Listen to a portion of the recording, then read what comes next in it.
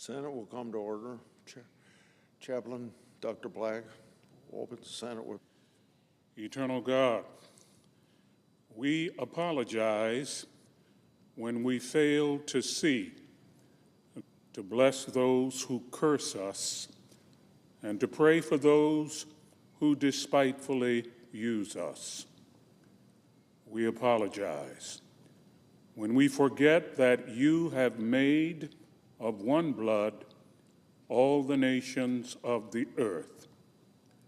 Create in us clean hearts, O God, as you use our lawmakers for your glory. We pray in the name of him who was abused, despised, and rejected by humanity. Amen. By humanity. Amen. Will you please join me in the pledge? I pledge allegiance to the flag of the United States, to the republic for which it stands, one nation under God, indivisible, with liberty and justice for all.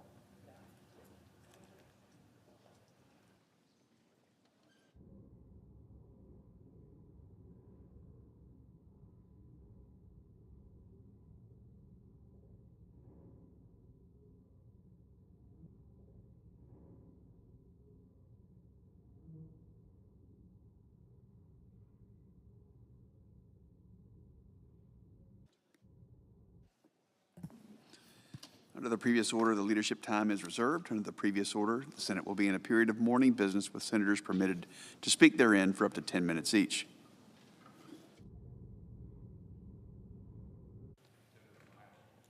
For the majority leader, I move to proceed to calendar number 311, H.R. 7147.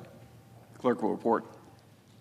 Calendar number 311, H.R. 7147, an act making further consolidation. This award as a result of her outstanding service to her students, to her school, and to her community. Throughout her career, Jill has demonstrated an unwavering commitment to student success and her innovative approach to education.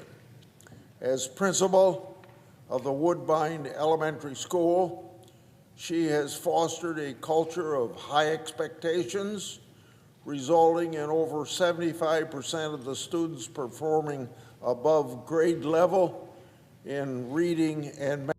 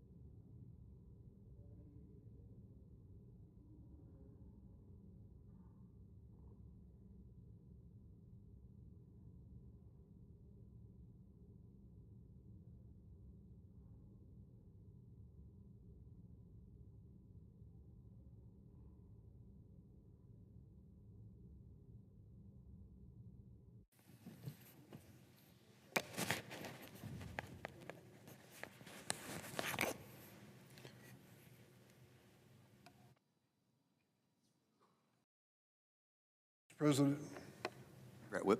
are we in a quorum call? We're not. No, we're not. No, we're not. Thank you. Mr. President, Friday marks the deadline to fund the Department of Homeland Security. Last week, Congress, House and Senate, passed the 5 outstanding bipartisan government appropriation bills that funded 96% of the federal government. Senate Democrats drew the line when it came to funding this department, the Department of Homeland Security. After what we had seen in Minneapolis, in Chicago, and so many other places, we successfully removed that bill from government funding package to allow for negotiations with respect to federal immigration enforcement agents and their operations. Republicans have had a week to work with Democrats to reform ICE and the Border Patrol and rein in the campaign of terror we've witnessed in Chicago, Minneapolis, and across the country. I'm sorry to say we've made little progress in reaching an agreement. The administration's campaign of terror has led to the detention of innocent people, serious injuries, and deaths, including those of Alex Preddy and Renee Good in Minneapolis, both American citizens who were exercising their constitutional rights to observe and protest ICE enforcement. Americans are seeing this chaos play out in countless videos, and they're demanding change.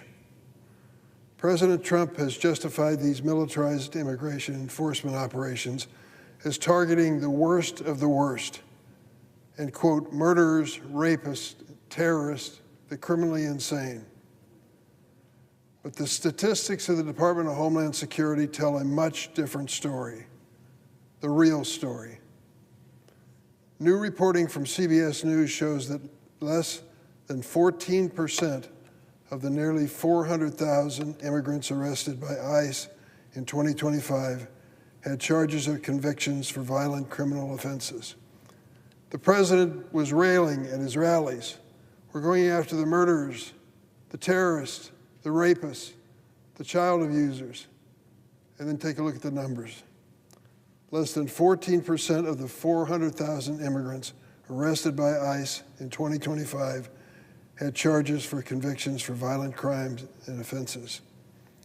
And this data from DHS indicates that only 2% of those arrested by ICE over the past year have any alleged gang affiliations. 2%. Nearly 40% of all those arrested by ICE in 2025 did not have any criminal record at all. None. And that's the truth of the matter. These militarized immigration enforcement operations are not really designed to lock up the worst of the worst. They are designed to sow fear in a community. I saw it Saturday. St. Pius V Church in Little Village in the city of Chicago, an Hispanic community. The people all wore masks and were very careful where they walked and when they went shopping, when they went to a restaurant, when they went to church. That's the climate of fear that's been created by this operation. Removing dangerous criminals, 2%. 2% of those arrested and detained and separated from their families had any criminal background.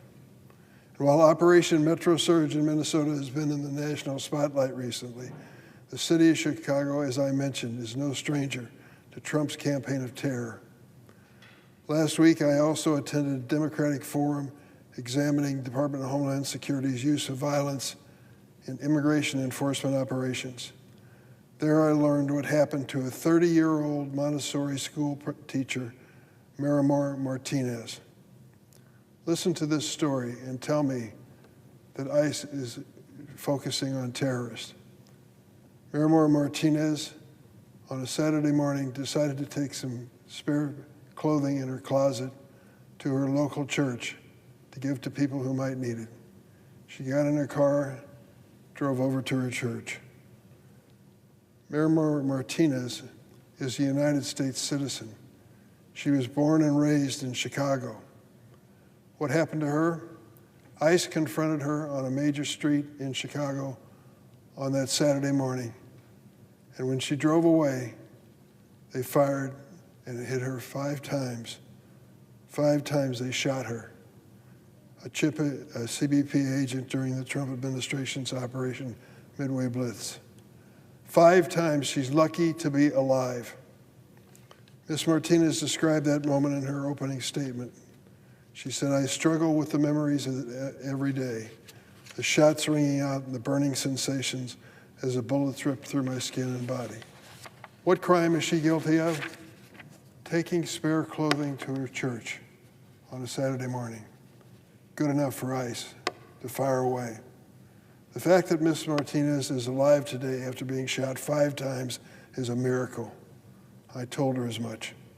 But immediately after the shooting of Mr. Martinez, the agent, I won't say his name, we know what it is, the agent of CBP, a 23-year veteran, went on his cell phone and bragged about his shooting abilities in private text to fellow agents. He wrote, and I quote, "I fired 5 rounds and she had 7 holes in her body. Put that in your book, boys." He was so proud of himself. He shot this woman, this 30-year-old Montessori teacher, 5 times. What happened to the van that they allege she rammed into, causing this shooting incident? Mysteriously, it disappeared from the scene. The ICE van was taken away. Well, where would they take the ICE van?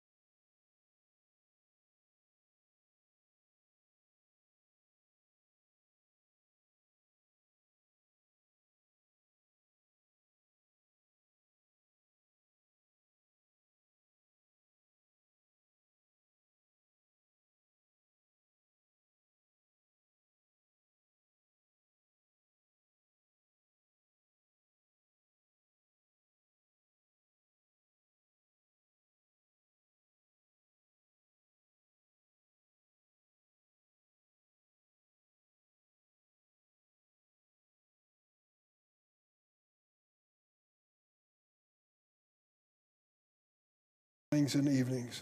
When I get dressed and I stare at my body, I'm now permanently disfigured by the 5 bullet holes. She continued, quote, "There will be time this summer when I head to the beach with my dogs and family. There will be there when I get down on the floor with the students. That shooting will be with her the rest of her life." They dropped all charges. They removed the van that was involved in this incident 1,000 miles away and repainted it. Does Ms. Martinez sound like the worst of the worst? Does she sound like a murderer?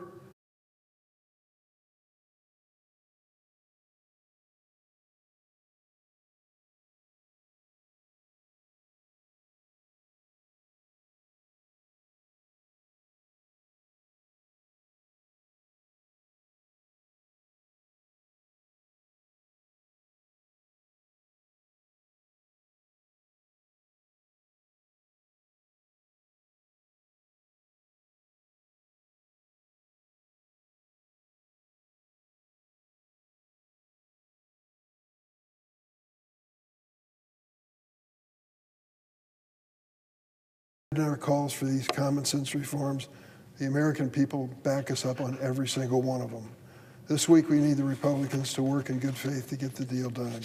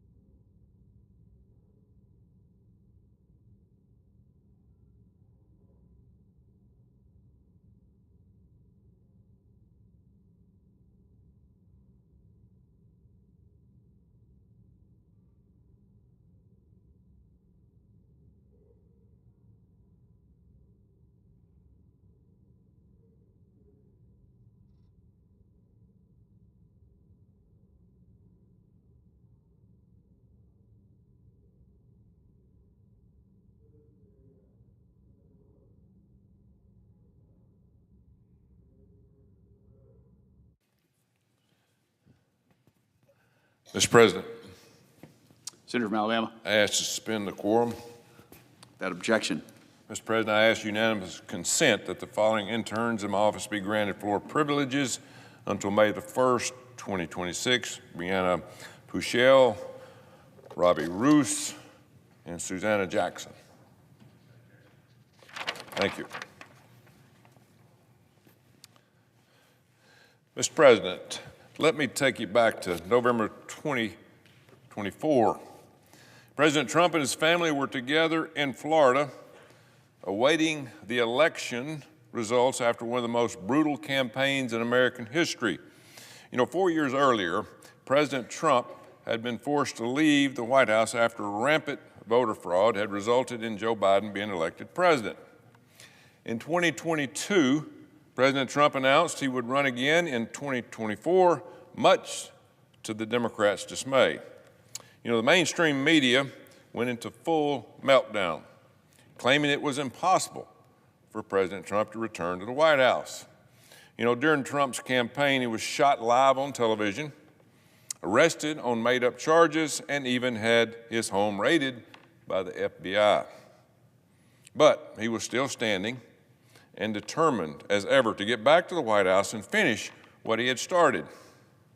Thankfully, 77 million people, Americans, agreed, helping President Trump win both the Electoral College and the popular vote.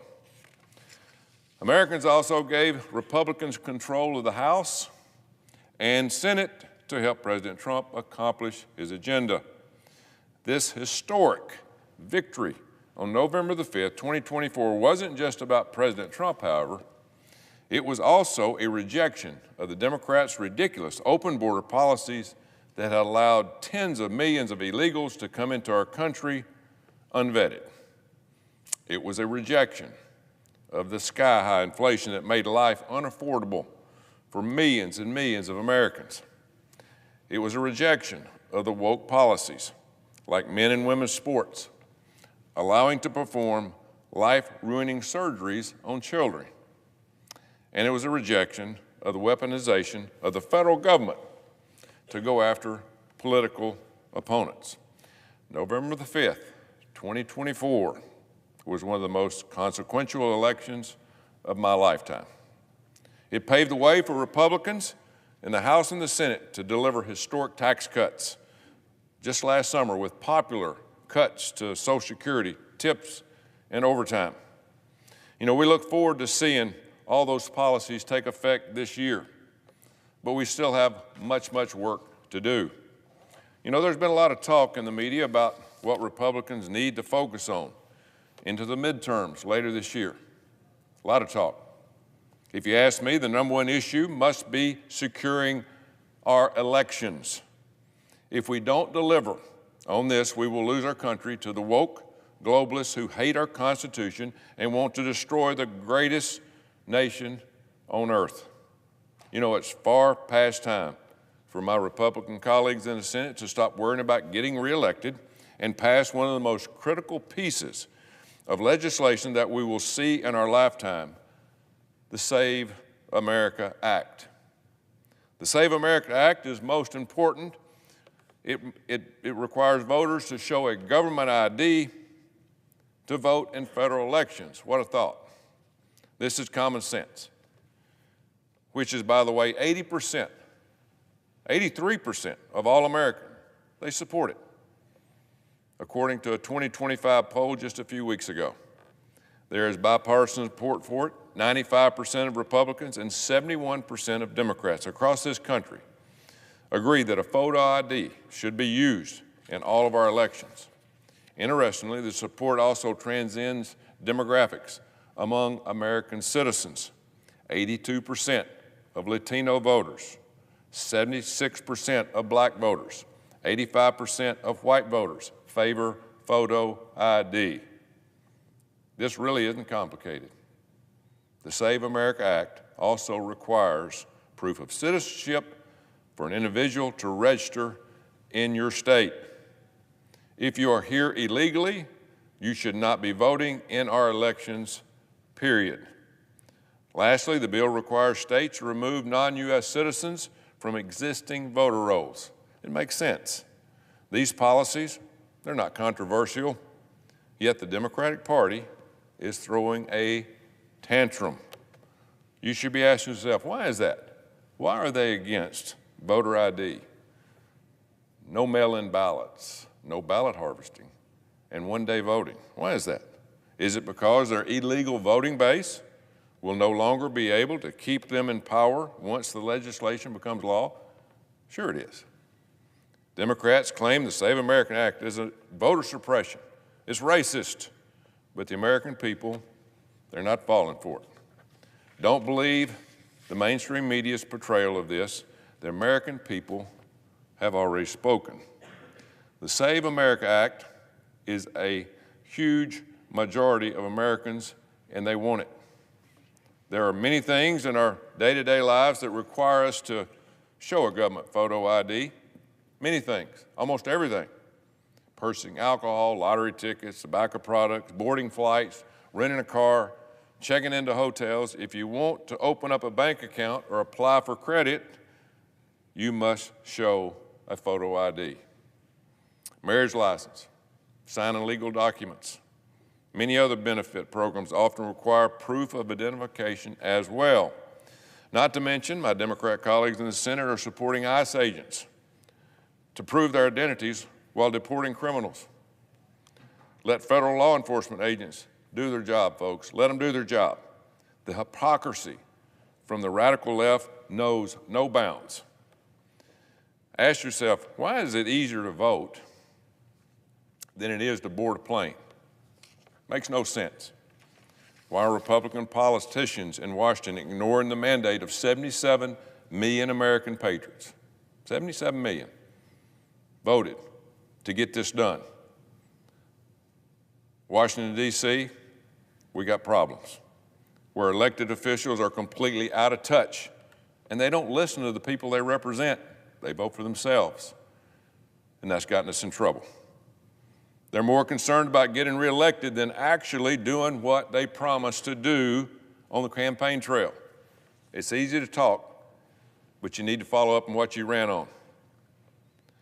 For years, Democrats have shouted from the rooftops that it is impossible for illegals to vote in our elections, but the proof is in the pudding. August 2024, Texas Governor Greg Abbott, he announced that they found more than 1 million ineligible voters on the Texas voter rolls. 1 million. In October 2024, the Supreme Court of the United States approved the state of Virginia to remove 1,600 ineligible voters from the voter rolls. Had to be forced to do it. Earlier this year, Oregon was forced to begin removing 800,000 inactive voters from the state registration rolls. Why do they have to be told to do that? It doesn't make any sense. This is not a coincidence. It is an intentional political strategy being orchestrated by the Democratic National Party. Democrats, they've lost their traditional blue-collar and minority voter base. How do we know that?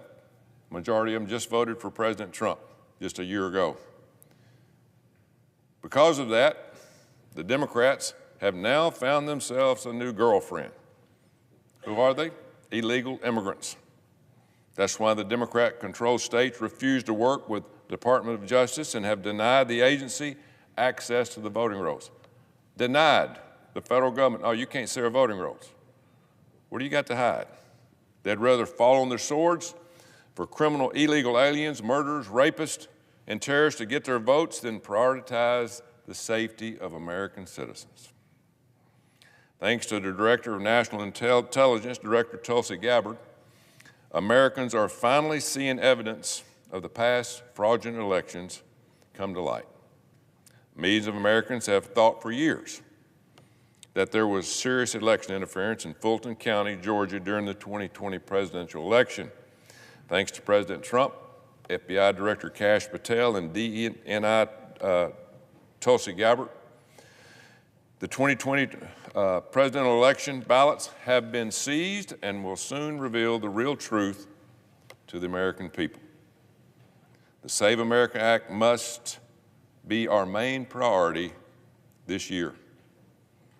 And that's saying a whole lot because we have got a lot of problems up here, but it's got to be our number one priority. For instance, Washington, D.C. has a serious spending problem.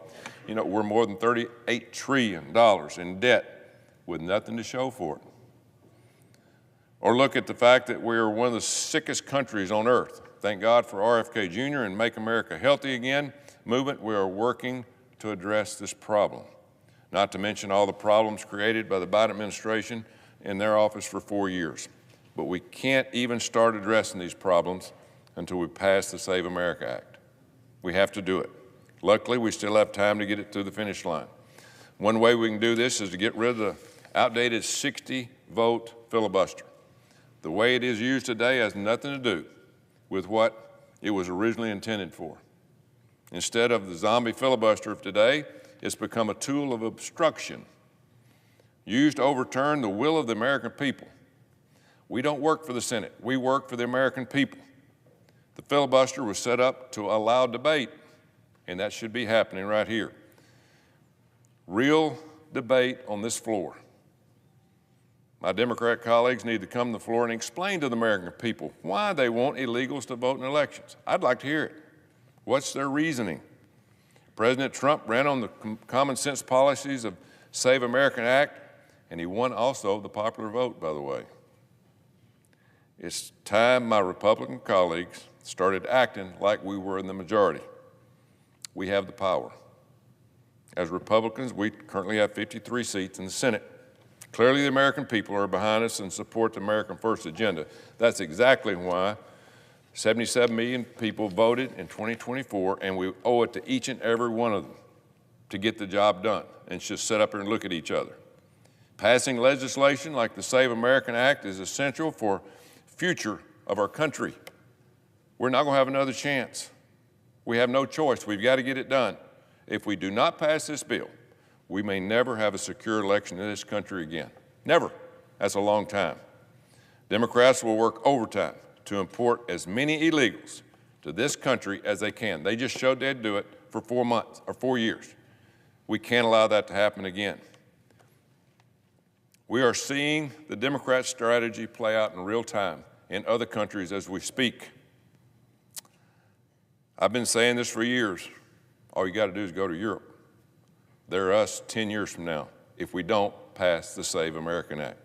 It's gone. Their leaders are getting fired right and left. They've lost their moral values, they lost their culture, and they lost their country.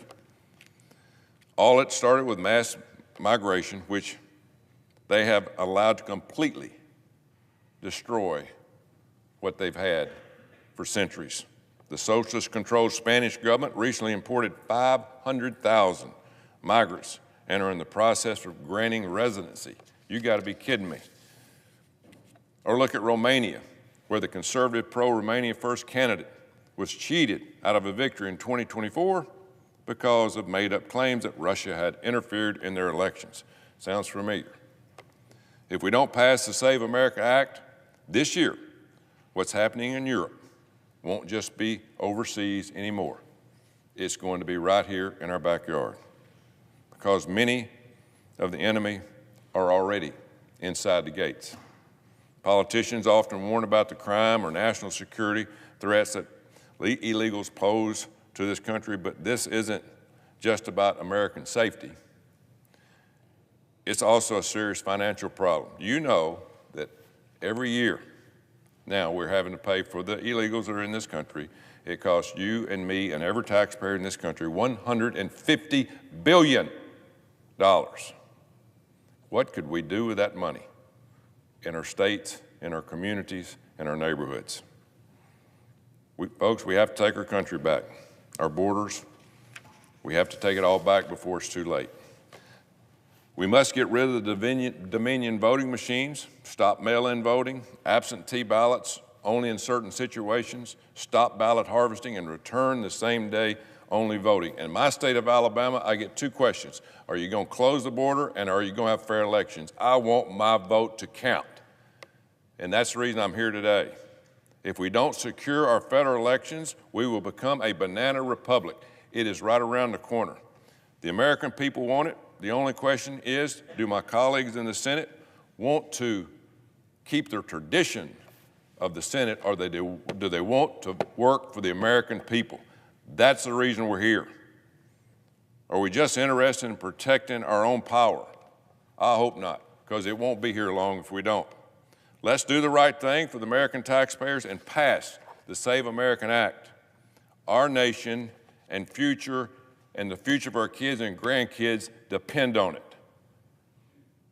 Think about it. I yield the floor, Mr. President. I notice the absence of a quorum. Clerk will call the roll. Ms. Alsop-Brooks.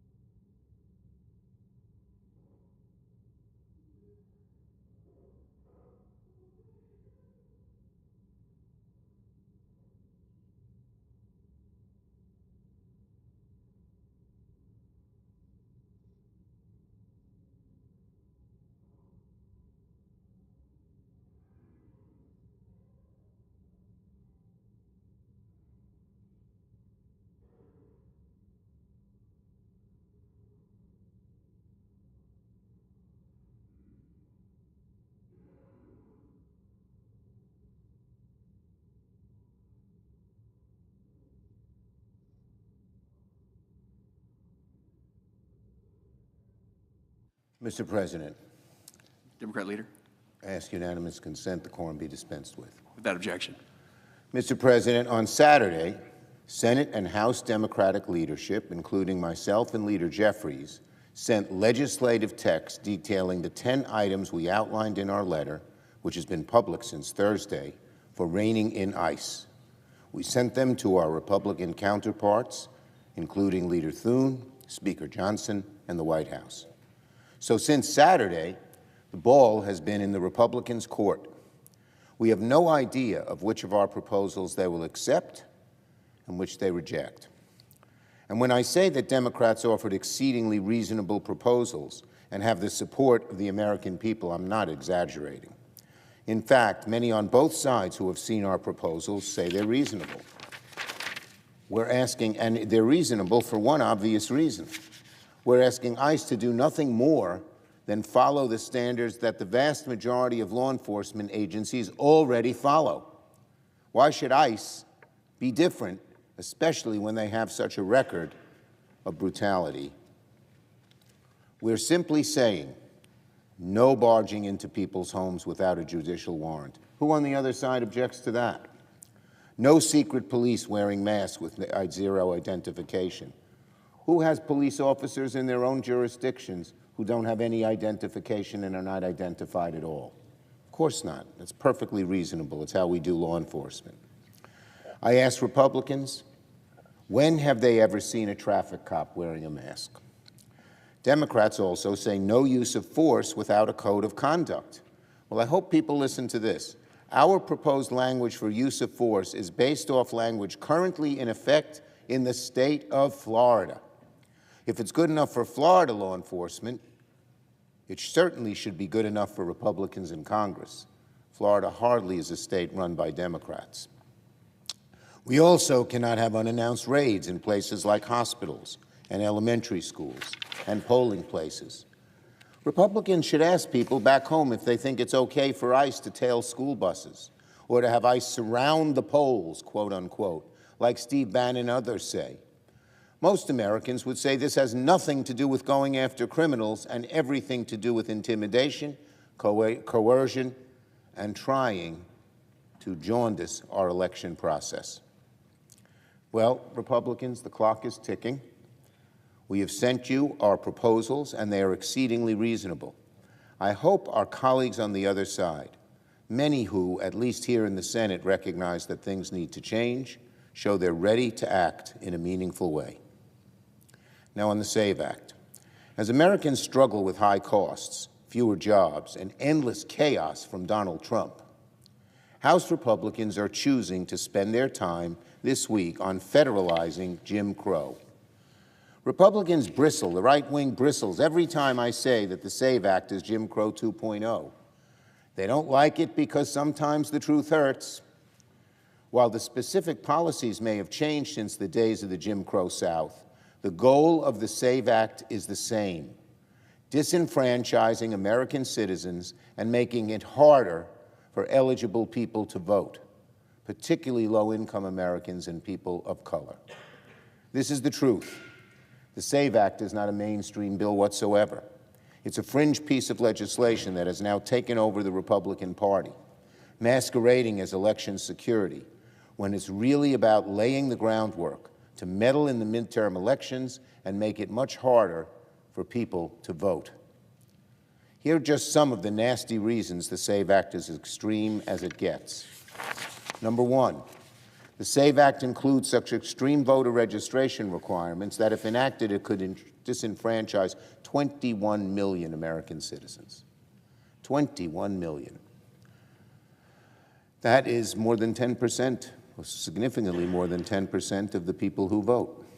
Number two, millions of American citizens, millions, don't have access to the paperwork that SAVE would require and would be in danger of getting shut out of our democracy. For example, if you're one of the 50% of Americans who doesn't have a passport, or if you're one of the tens of millions of Americans who can't quickly access your birth certificate, the SAVE Act would, in effect, take away your right to vote. Number three, the SAVE Act would gut tried and true methods of voter registration. including registration by mail and registering online. That means our service members overseas could get shut out. That means Americans who have trouble leaving their homes could get shut out. That means rural Americans could be shut out of our democracy.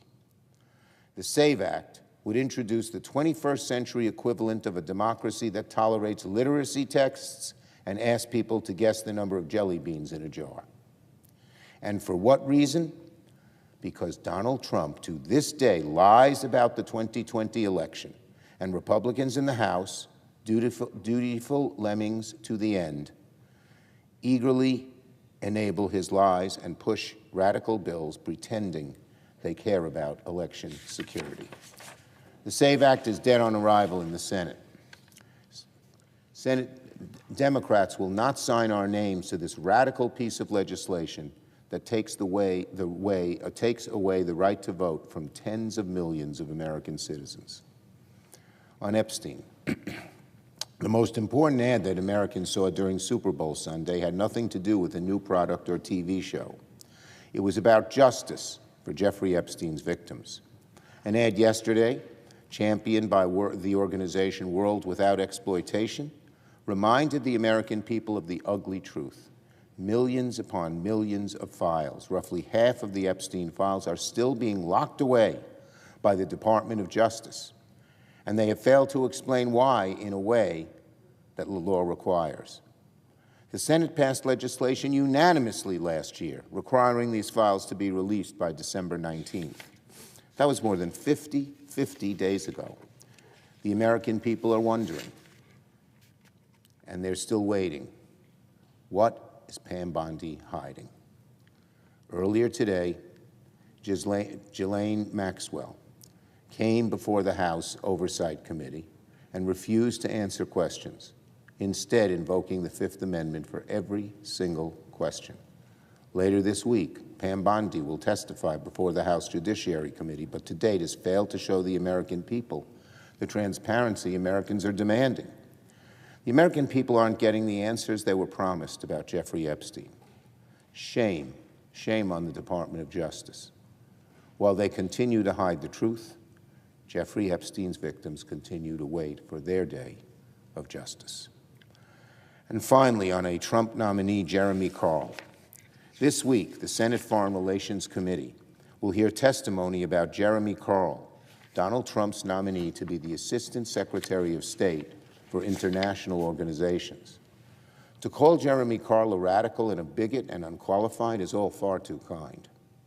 Jeremy Carl has a long history of making violent, anti-Semitic, and openly racist comments in podcasts and on social media, which recently he's tried frantically to erase. Of his political opponents, he once said, quote, "There is no peaceful coexistence. We either win or die." He called Juneteenth, quote, "a race-hustling and white-shaming holiday." And if that you're a white person celebrating Juneteenth, you've already surrendered. Can you believe a guy would say this? He said that Jews have often loved to play the victim.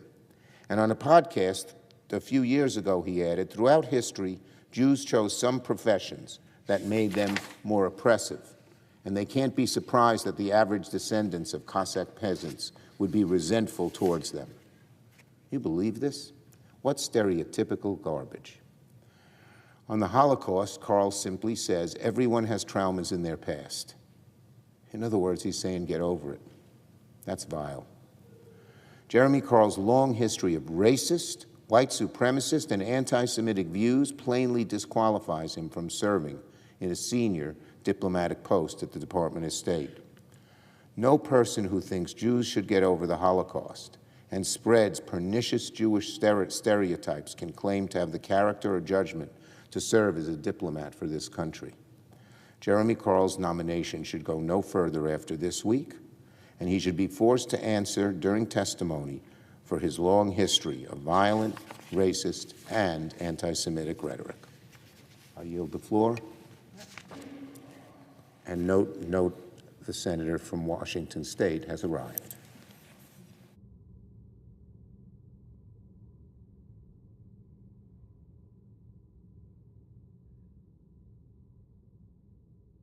President. Senator from Washington. Thank you, Mr. President. Now, before I get started, I just have to say, how about those Seahawks? Congratulations to the Seattle Seahawks on a very well-earned win in last night's Super Bowl. We're very excited to welcome them back home and celebrate a hard-fought victory. Our players brought the grit, the 12s from every part of our state brought the heart, and now our team is bringing home a trophy. I am extra proud of my state today, and I will be introducing a resolution to commemorate this victory. It just goes to show you, you can't spell Washington State without a big W. And I'm not just talking about the Super Bowl here, because in the spending bills that I negotiated, Mr. President, we have a lot more wins headed back home. As of last week, we have gotten 11 of the 12 spending bills for the year signed into law. Now, there is still some very hard work ahead on the DHS spending bill to enact serious accountability measures. The abuses and violence are so blatant and alarming. We've got to rein in these agencies that are trampling Americans' rights. But today, I want to talk about what the bills we did pass so far actually mean for folks back home in my home state of Washington.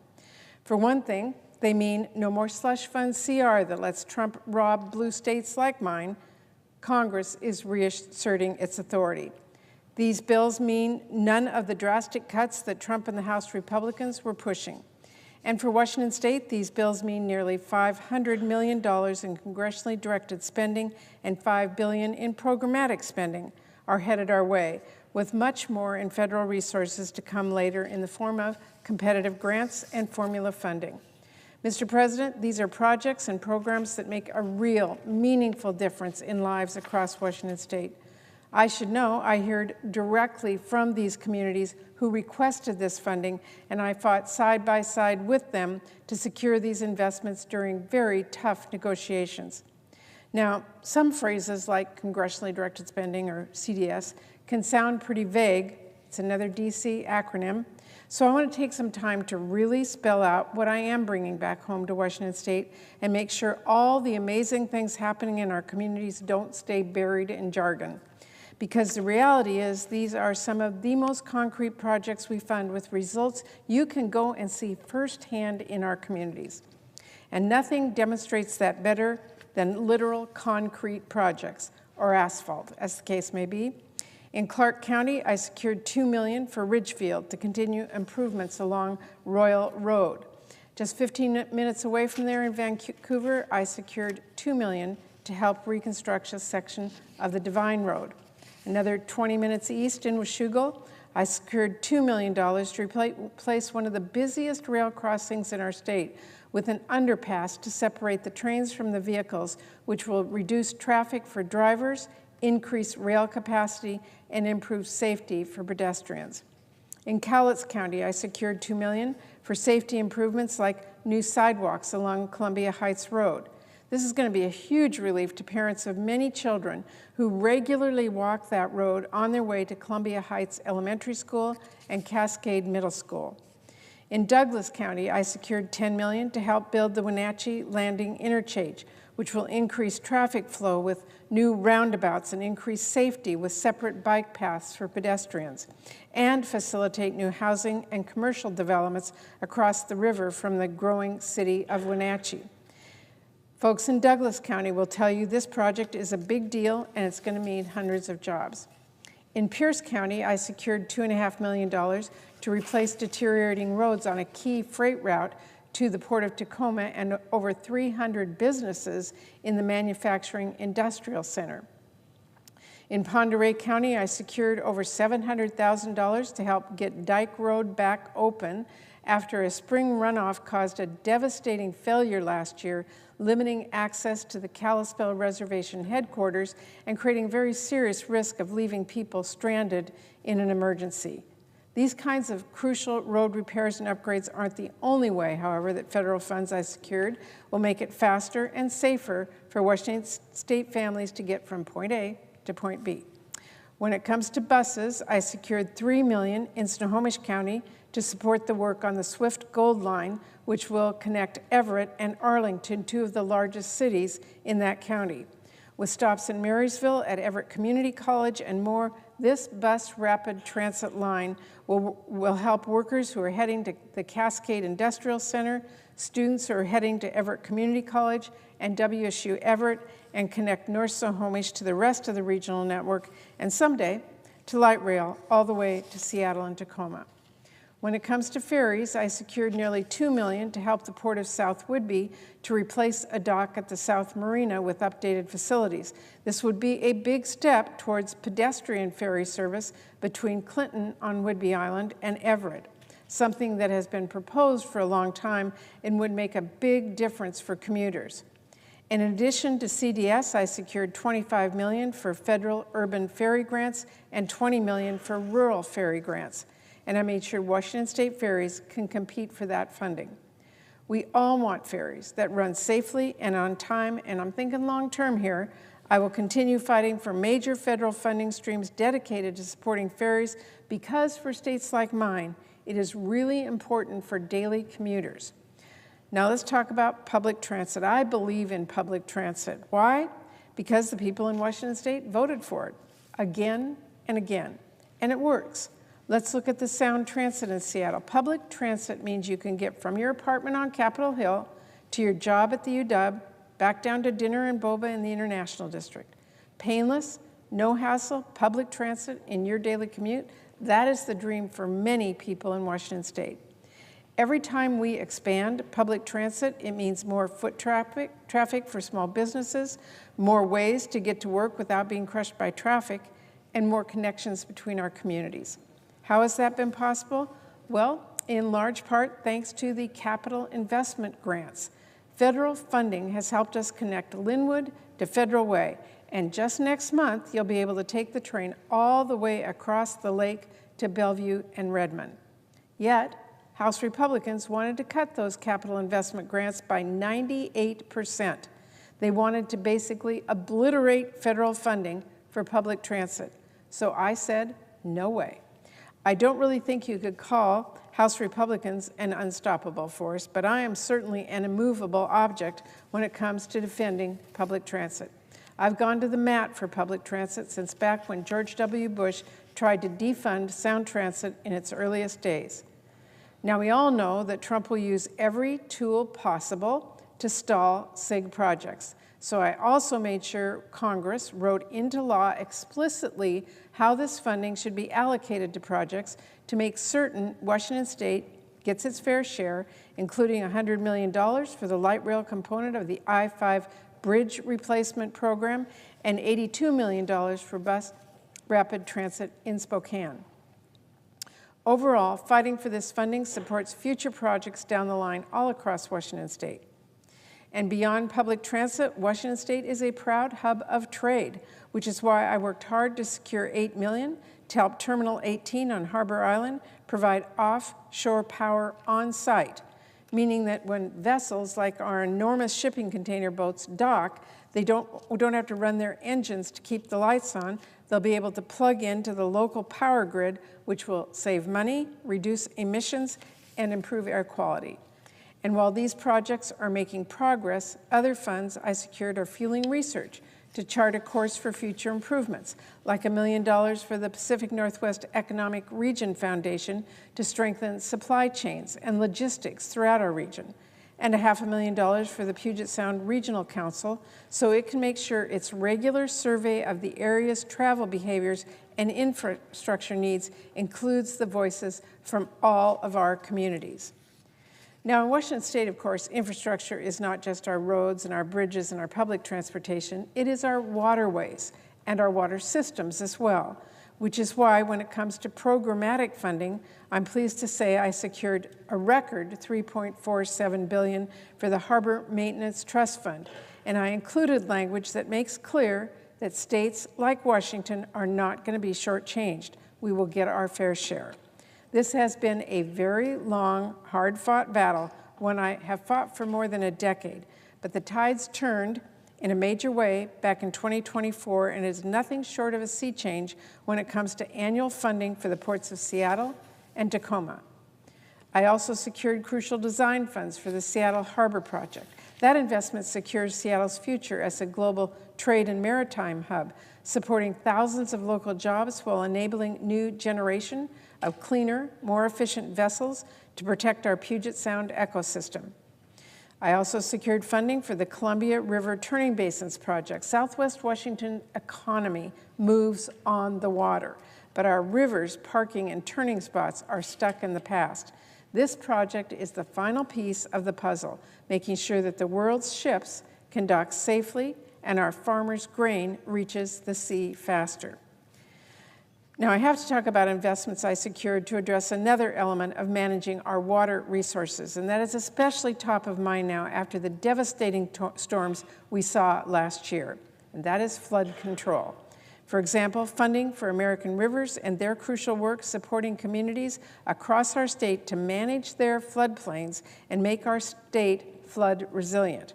Or funding to help model and monitor the Cowlitz and Toutle rivers so cities nearby can evaluate their flood protection and plan accordingly. And in addition to protecting our cities, we have to protect our ecosystems, which are irreplaceable, and our fish, which are truly a way of life in Washington State. Now, beyond CDS projects, I also stood my ground to defend several federal programs our state relies on. Protecting the Pacific Coastal Salmon Recovery Fund at $65 million, which Trump tried to eliminate entirely, an increasing fund for our Pacific salmon account at the National Marine Fisheries Service, the Mitchell Act salmon hatcheries, and EPA's Puget Sound and Columbia River Basin geographic programs. As long as I'm a senator here in Washington, D.C., our fish and our salmon have a voice in Congress.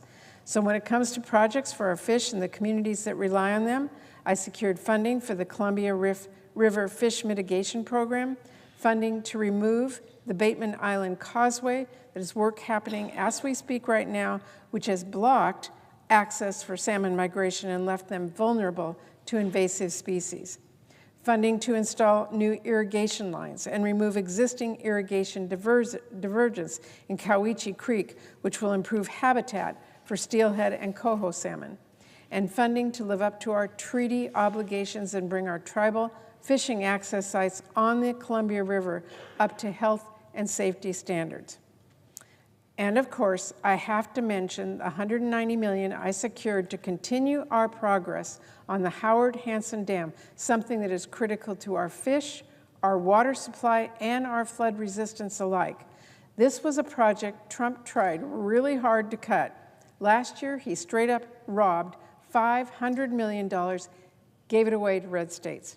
But if the president wants to have a fight over our fish and our water on the Green River, make my day. This was a fight I fought and I won. I secured huge investment to get progress back on track at Howard Hansen, and I'm not going to stop fighting until we see this work through to the end. And when it comes to pipes and water infrastructure, I worked hard to keep federal dollars flowing to communities across our state. I secured funding for projects to get our communities clean drinking water, like building new pump and pressure stations for the city of Chelan to make sure the water system is reliable, even in power outages, removing PFAS contamination from a well in Moses Lake so it can provide safe, drinkable water to that community, replacing an old iron water main in Redmond to reduce the risk of a break and improve water quality, increasing the groundwater sources and pumping capacity in Sunnyside to improve reliability and avoid potential shortages, and making upgrades in Skamania County to improve resilience so our wildfires don't cause dangerous water shortages. Of course, it's not just bringing water into our communities that count. I also secured funding for important wastewater and sewage products, like eliminating a failing septic tank system in Wallace Heights and helping those homeowners connect to the county wastewater system, upgrading sewer lines in Douglas County when they are moved for a major highway project, installing a new sewer line in Carbonado, and replacing century-old clay pipelines and pipes, replacing a failing water lift in Granite Falls that poses a safety hazard to a local elementary school there, and connecting the Samish Indian Nation Summit Park campus to the city of Anacortes' sewer system. Of course, there's another important pipeline we need to be investing in as well, and that is our skills pipeline. And there are several projects I help fund in this bill that will connect people with new skills and set them up to pursue promising careers. I secured funding for Workforce Southwest Washington, which aims to provide over 200 people with career services and case management, and the Workforce Development Council of Seattle-King County, which is working to address healthcare workforce shortages by building a school-to-work partnership between local colleges, unions, and others. And when it comes to our colleges and universities, I secured funding for the Northwest Indian College to help start its cybersecurity program, for Washington State University to develop coursework that better prepares students to pursue work in healthcare, and for Renton Technical College to strengthen its offerings in aerospace and manufacturing. This is a crucial field in the Kent Valley. Another program at Green River College will help military members and their families overcome barriers to higher education. And let us not forget our littlest learners. I secured funding for programs that help them learn and grow, from expanding the hands-on Children's Museum in Olympia with a focus on preschools and camps and a new early learning center, to expanding Page Ahead's statewide effort to fight learning loss with their summer reading program called Book Up Summer, which provides kids books to read at no cost and hosts book discussion nights for their families, to supporting the 253 Skills Center, which is developing an interactive curriculum to teach hundreds of students about the maritime sector, or to replacing failing infrastructure at Nature Bridges facilities in the Olympic National Park, which gives students an incredible opportunity to explore one of our state's amazing national parks. And last but not least here, we funded a hands-on gardening program that helps young kids learn and grow along with their garden. And when it comes to education policy, this president gets an F from this former preschool teacher and former school board member. I ripped up Trump's budget and made clear Congress would not abolish the Department of Education. Instead, we funded Washington State's Title I schools. We continue to invest so students with disabilities can get the education that they deserve. And we supported so many of the critical programs administered by the Department of Education. I'm sure this president would love nothing more than to tear apart our public education system and sell off the scraps to Betsy DeVos, but not as long as former educators like me have anything to say about that.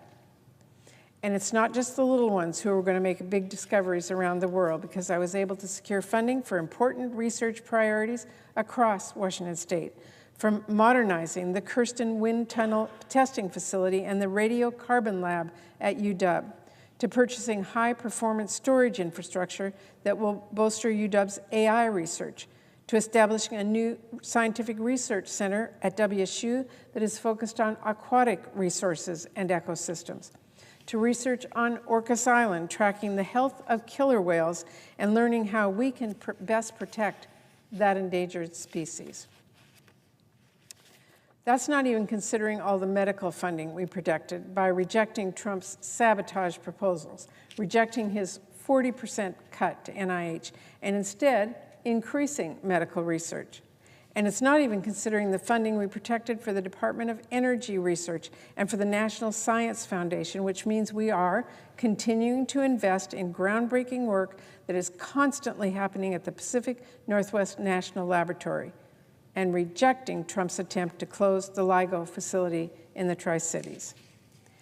And of course, anyone who knows me knows I'm always focused on childcare, which is why I'm very pleased to say that in addition to increasing funding for the Child Care Development Block Grant and Head Start and protecting preschool development grants, I was able to direct funds to several important child care initiatives in Washington State.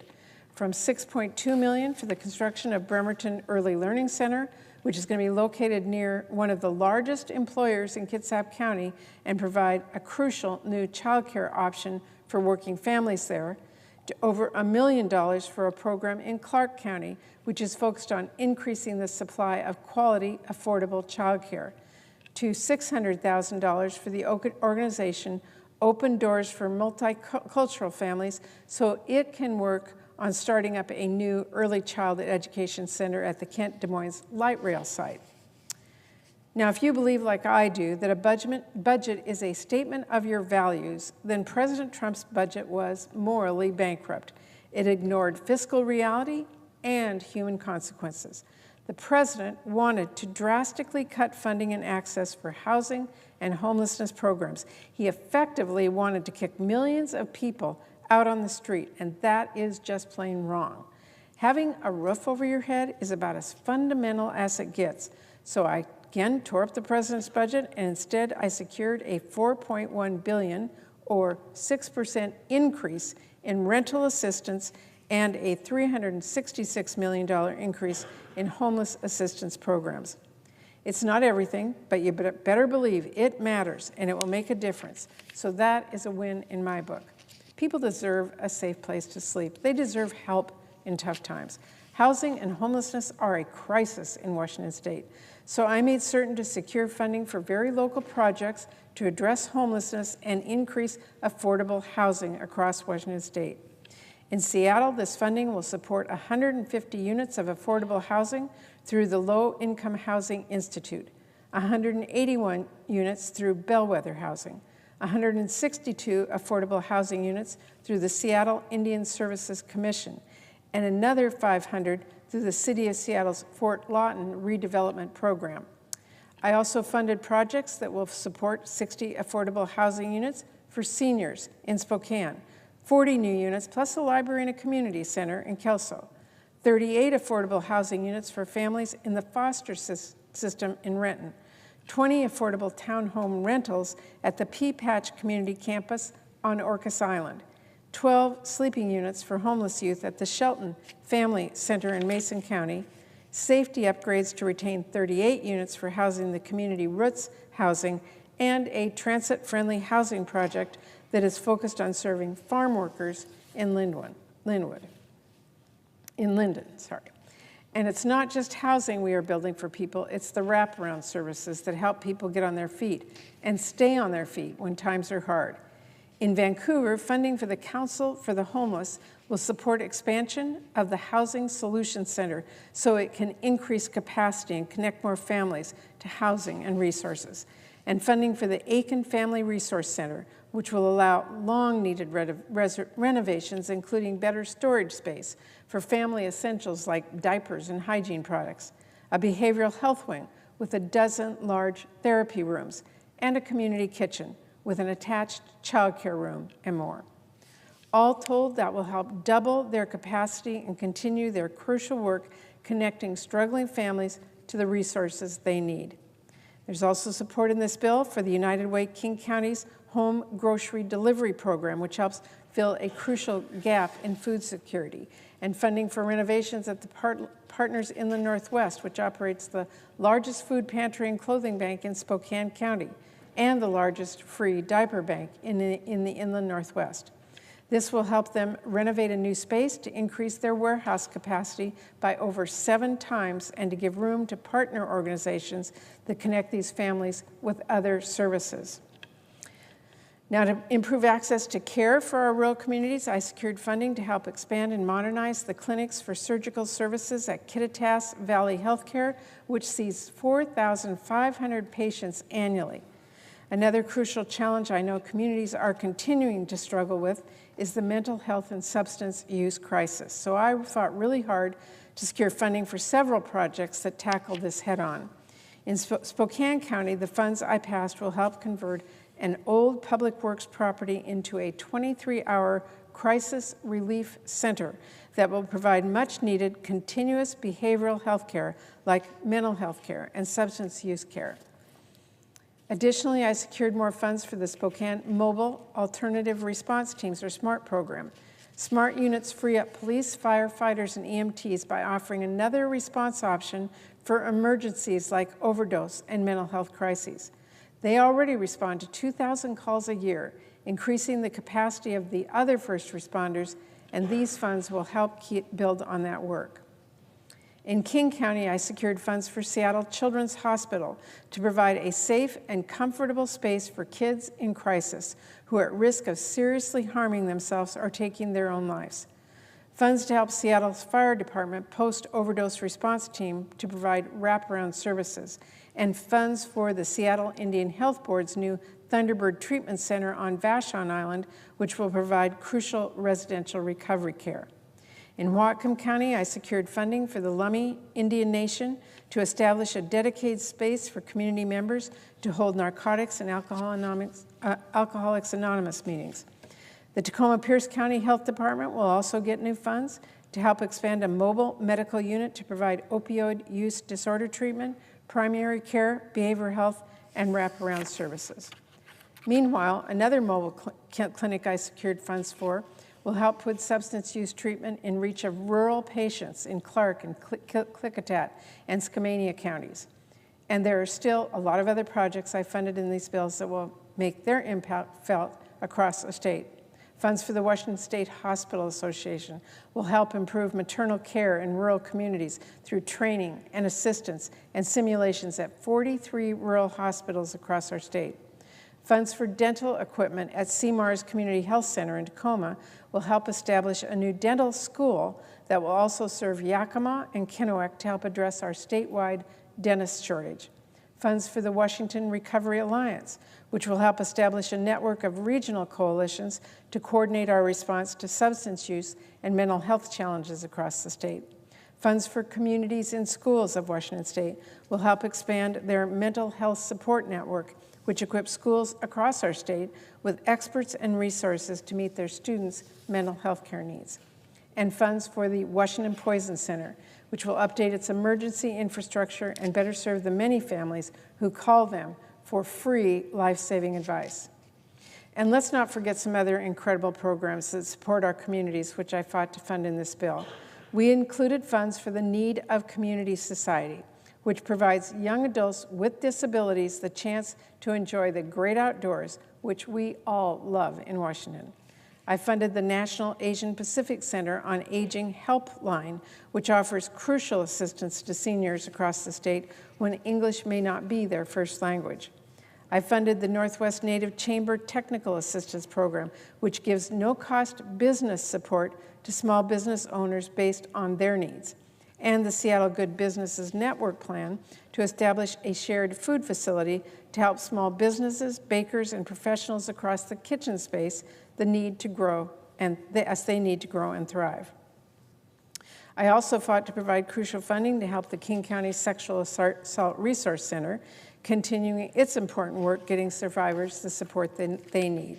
And I'm proud to say that after years of fighting to stop Donald Trump from selling off our national archives and records in Seattle during his first term, this year the tables have truly turned as I secured $30 million in this bill for a new National Archives facility in the Seattle area so we can better preserve Washington State's rich tribal and local history for generations to come. And of course, I have to note that I was once again able to secure record funding for Hanford cleanup and resources to support the incredible workers who power that mission. A lot of presidents have tried to cut corners when it comes to Hanford. I've always made sure to set them straight. I remind each and every one of them of our legal and moral obligation to Hanford. If that doesn't work, I made sure to write the appropriate amount of resources we need for Hanford into our funding bill. And then I make sure the president signs that into law. Mr. President, I know I've been speaking for a while, so while there are many wins I haven't covered, I will wrap up. But for as long as I've been speaking, I can assure you I fought for these programs much longer. And if I had to fight even longer still, my colleagues should know, and President Trump should definitely know, I won't slow down a bit. You know, a lot of critics like to say, Patty, you're a bleeding heart. You care too much about childcare and schools and the environment. Well, yeah, you bet I do. And you better believe that's going to be reflected in how this federal government spends our taxpayer dollars. Trump might want money to build an arch that's named after him. I want money to fund rental assistance and health care. So I don't care who calls me a bleeding heart. When it comes to fighting for Washington State, I don't give an inch. And I bring back every single dollar from my constituents that I can, down to the penny. I am here to be a voice for my people, the moms and dads who are both working full-time jobs and the people who had to take loans out to go to school. Moms and dads in tennis shoes have just as much right to be heard in how we spend our taxpayer dollars as the lobbyists who crowd the hallways here in D.C. So that's who I am here to speak up for and make sure it gets heard when it comes to our nation's spending bills. That is a power we all have, each and every senator. We have the power of the purse. And this is why it is so important we use that power and we defend it from Trump and Russ vote. We saw last year just how much damage they can do with a slush fund CR. Well, the bills this year show just how much good we can do when we refuse to leave the table, refuse to take no for an answer, and refuse to give up our power to President Trump. Thank you, Mr. President. I yield the floor. Suggest the absence of a quorum. Clerk will call the roll. Ms. Alsobrooks.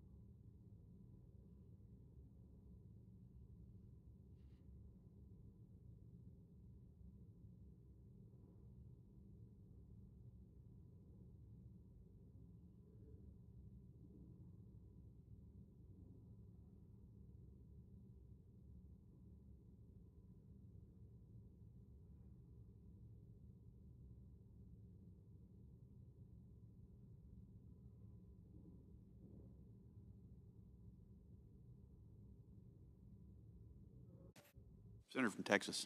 President, are we in a quorum call? We are. I'd ask consent that the quorum call be dispensed with. Without objection.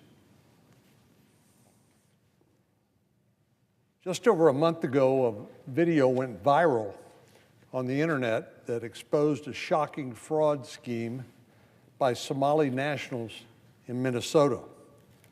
An organization that went by the name of Quality Learning Center, or Quality Leering Center, as they misspelled it, was receiving massive amounts of federal funding, by some estimates more than $1 million, under the pretext of providing child care.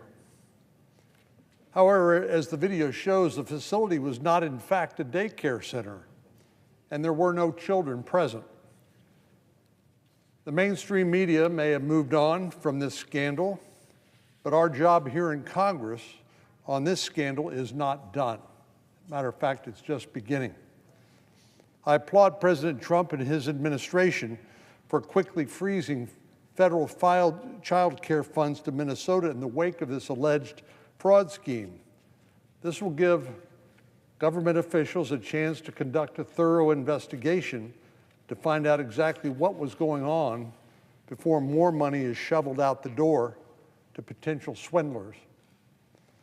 These are U.S. taxpayer dollars, and they were intended to fund a program to help make child care more accessible to those who needed it. Instead, these tax dollars are lining the pockets of a group of charlatans and fraudsters. Now, the radical left, of course, has villainized the young independent journalist who uncovered this scandal, calling for his death on social media. They've accused him of, quote, bringing ICE to Minnesota and put up posters encouraging people to tell him to kill himself if they see him. But as we all know, the American people voted in record numbers last fall for President Trump, who ran on a program of immigration enforcement. And we all know that what President Trump says he means, and he'll follow through on. I don't think there was ever a doubt in the minds of the American people about where Donald Trump stood on illegal immigration. If anyone is responsible for bringing ICE to Minnesota, it would be the criminal aliens who came into the country illegally and the feckless politicians, including President Joe Biden, who refused to enforce our immigration laws. President Trump is simply keeping his word to the American people who elected him. But the notion that this young man should be somehow ashamed for shining a light on this fraud that occurs in Minnesota is simply absurd. The mainstream media, once again, is failing the test of objectivity. It is not telling the truth about who ICE is targeting, particularly the criminal aliens, including fraudsters, that were responsible for this scandal. This deception encourages left-wing radicals to target young men, young journalists like Nick Shirley. Well, Mr. President, it's important to note that the fraud scheme at Quality Learning Center is hardly an isolated case. The state of Minnesota has been under federal investigation on multiple occasions for fraud schemes with federal taxpayer dollars. In 2022, the Department of Justice investigated a Minnesota nonprofit, non-governmental organization, NGO, known as Feeding Our Future. The department ultimately charged 47 defendants associated with Feeding Our Future for participating in a massive fraud scheme. These defendants took advantage of taxpayer-funded programs intended to provide food for needy children and used it to enrich themselves, buying luxury cars, jewelry, and vacation properties in other countries. More recently, last September 8, defendants were charged by the federal government with participating in a housing stabilization fraud scheme. That same month, another woman was charged for participating in a fraud scheme involving an autism program. This woman was also participating in the Feeding Our Future fraud scheme and allegedly stole nearly $500,000. There's clearly a problem here and a pattern. When describing the full extent of fraud cases in Minnesota, this is what one federal prosecutor said. He said, "What we see are schemes stacked upon schemes, draining resources meant for those in need. It feels never ending. I have spent my career as a fraud prosecutor, and the depth of the fraud in Minnesota takes my breath away." Well, while the state of Minnesota has a long-standing history of widespread fraud, we'd be foolish to assume that this is an isolated event, and it's high time for Congress to address it. These instances of fraud are illegal diversion of federal tax dollars, so it should be of concern to all taxpayers, not just those in the state of Minnesota. In the last year, we've seen dozens of arrests, charges, and convictions of illegal aliens who committed public benefit and other types of fraud all across America. For this reason, as chair of the Judiciary Subcommittee on Immigration and Border Security, I'm hosting a hearing tomorrow entitled "Somali Fraud in Minnesota, the Tip of the Iceberg." In this hearing, we will begin by examining the most recent case of child care fraud in Minnesota, but we will not limit our inquiry to this recent scandal that has dominated the headlines. We'll also go a step further and look at the longstanding endemic cases of fraud committed by illegal aliens all over the United States. We'll hear from several witnesses, including Rebecca Gambler, Chief Quality Officer and Managing Director of Audit Policy and Quality Assurance with the Government Accountability Office. She'll be able to offer GAO's perspective on these longstanding abuses of taxpayer dollars. Simon Hankinson, a former Foreign Service officer who currently serves as a research fellow on Border Security and Immigration at the Heritage Foundation, will also testify. We'll hear from another Foreign Service officer, Philip Linderman, who's now a fellow at the Ben Franklin Fellowship. And finally, Matt O'Brien, Deputy Director at the Federation for American Immigration Reform, or FAIR, will speak to this issue. All of these witnesses will help us get a better handle on the full breadth of the problem posed by illegal immigration and the aliens who are abusing our country's welfare system in order to send money back home to their home countries. But let me be clear, it's not racist or xenophobic to target fraud wherever it's found. Fraud's not a victimless crime, and neither is identity theft. And Democrat attempts to deflect discussions of fraud or an injustice to the victims of these crimes, which happen to be all the American taxpayers. Furthermore, these incidents raise questions about the prevalence of government grants and contracts to non-governmental organizations. For us here in Congress, we'll consider whether it is wise to continue to dole out funds to non-governmental organizations without sufficient accountability mechanisms in place. Recently, I introduced the Stop Fraud by Strengthening Oversight and More Accountability for Lying and Illegal Activity Act, or Stop Fraud by Somalia Act, to amend the Child Care and Development Block Grant Program and impose strict penalties on child care providers who commit fraud. But as we know, this issue touches virtually every industry. It's nothing short of an insult to the generosity of the American taxpayer that aliens are able to enter the country and enrich themselves by taking advantage of federal programs that are intended to help needy Americans.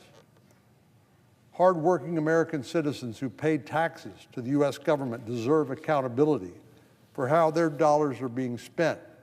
And tomorrow's hearing will help shine a light on just how rampant this abuse is.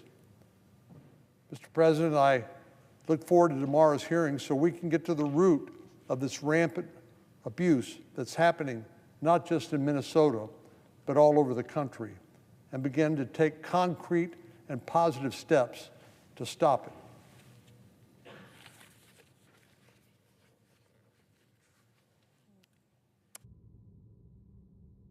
Mr. President, I ask unanimous consent to waive the mandatory quorum call in relation to the Burrows nomination. Without objection. And I yield the floor. I'll note The clerk will call the roll. Ms. Alsobrooks.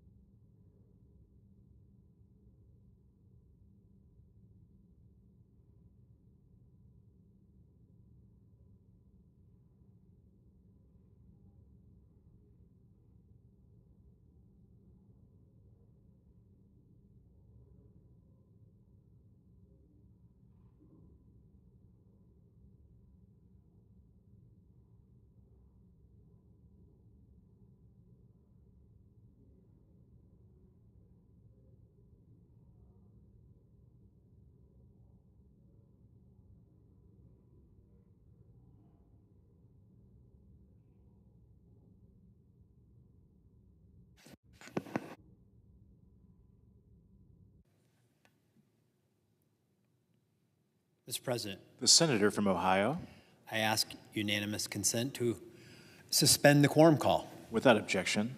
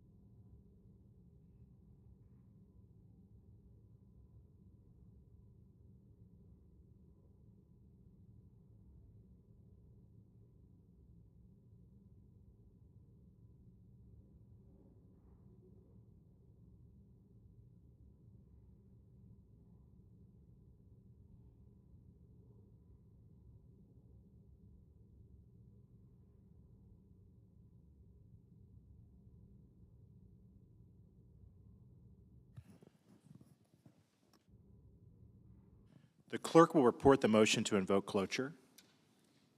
Cloture motion. We, the undersigned senators, in accordance with the provisions of Rule 22 of the Standing Rules of the Senate, do hereby move to bring to a close debate on the nomination of Daniel E. Burrows of Colorado to be an Assistant Attorney General, signed by 17 senators.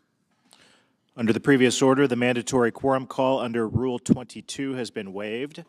The question is it the sense of the Senate that debate on the nomination of Daniel E. Burrows of Colorado to be an Assistant Attorney General shall be brought to a close? The yeas and nays are mandatory under the rule. The clerk will call the roll. Ms. Alsobrooks, Ms. Baldwin, Mr. Banks.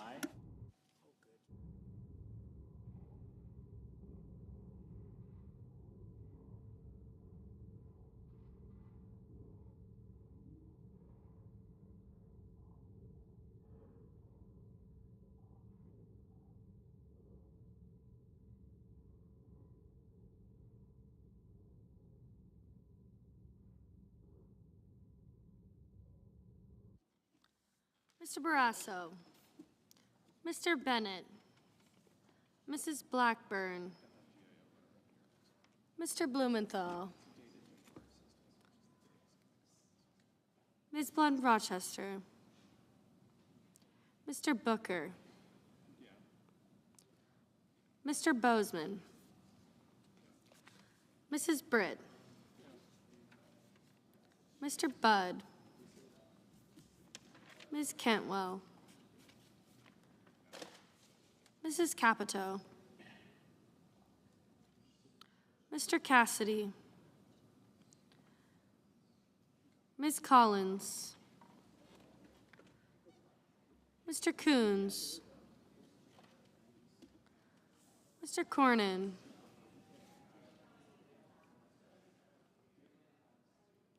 Ms. Cortez Masto, Mr. Cotton,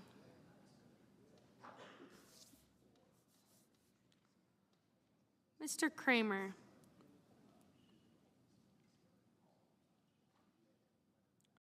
Mr. Crapo, Mr. Cruz, Mr. Curtis, Mr. Daines,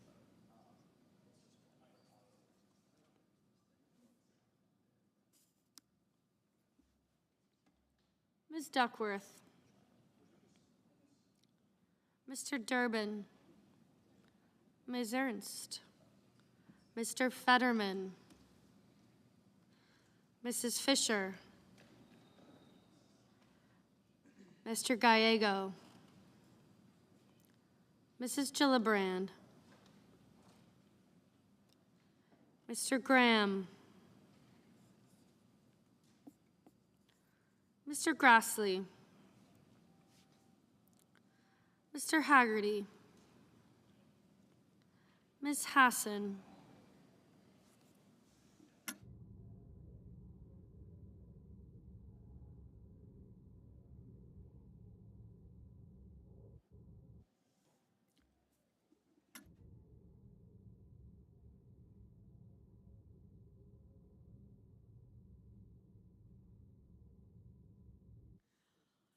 Mr. Hawley, Mr. Heinrich, Mr. Hickenlooper,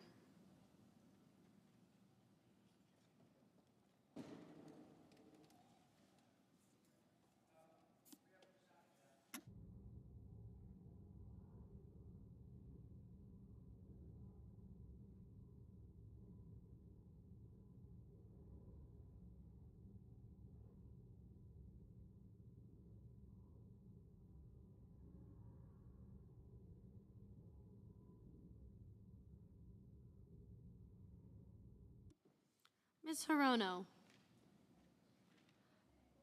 Mr. Hoven, Mr. Husted, Mrs. Hyde-Smith, Mr. Johnson, Mr. Justice, Mr. Kane, Mr. Kelly,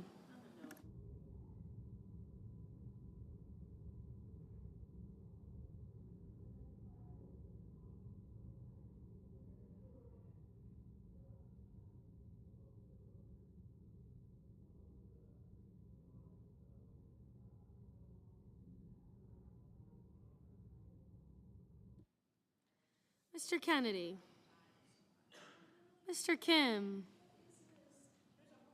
Mr. King,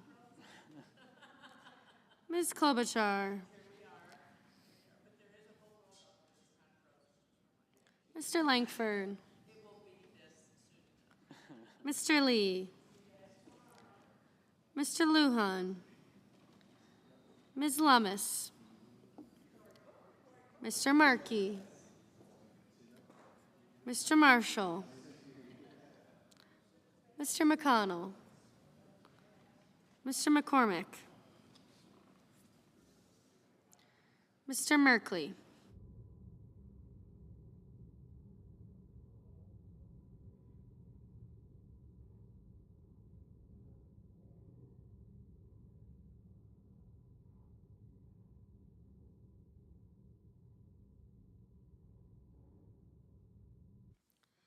Mrs. Moody, Mr. Moran, Mr. Marino, Mr. Mullen, Ms. Murkowski, Mr. Murphy, Mrs. Murray, Mr. Ossoff, Mr. Padilla, Mr. Paul, Mr. Peters, Mr. Reed, Mr. Ricketts, Mr. Risch, Ms. Rosen, Mr. Rounds, Mr. Sanders, Mr. Schatz, Mr. Schiff,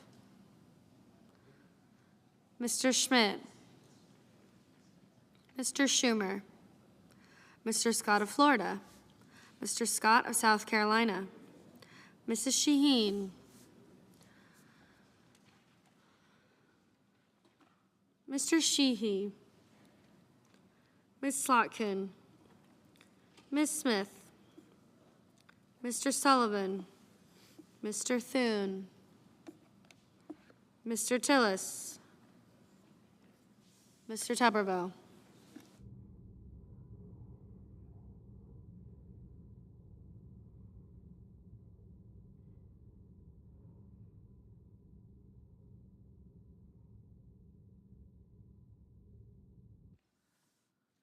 Mr. Van Hollen, Mr. Warner, Mr. Warnock, Ms. Warren,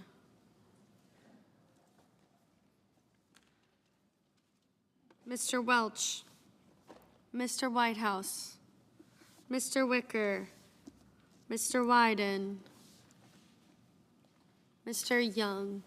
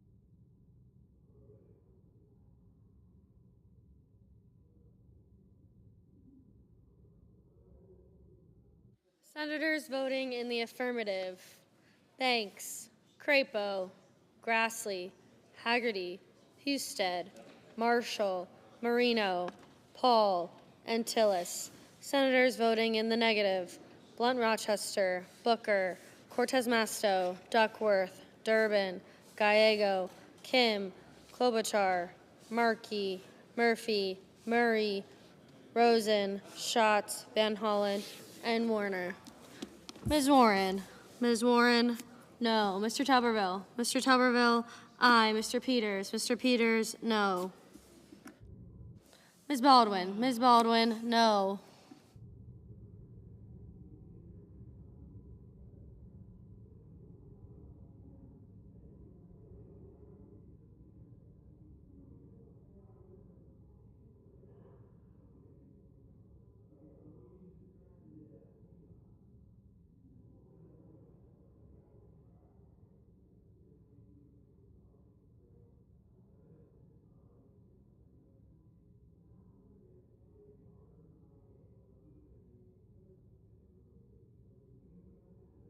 Ms. Ernst. Ms. Ernst, aye.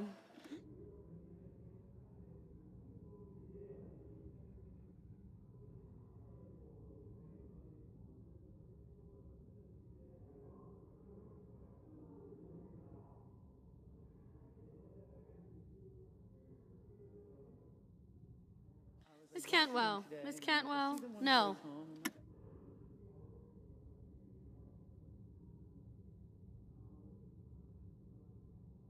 Mr. Young. Mr. Young, aye.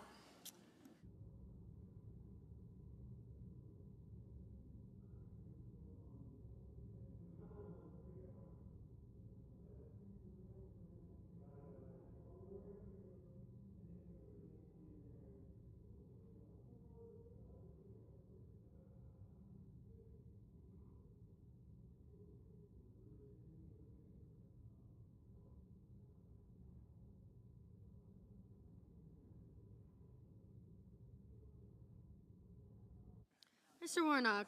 Mr. Warnock, no.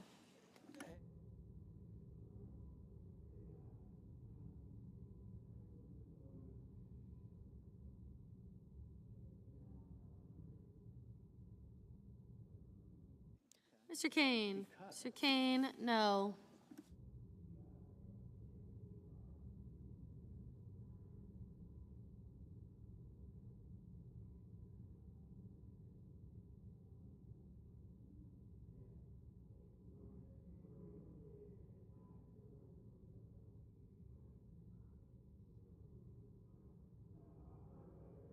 Mr. Hickenlooper. Mr. Hickenlooper, no.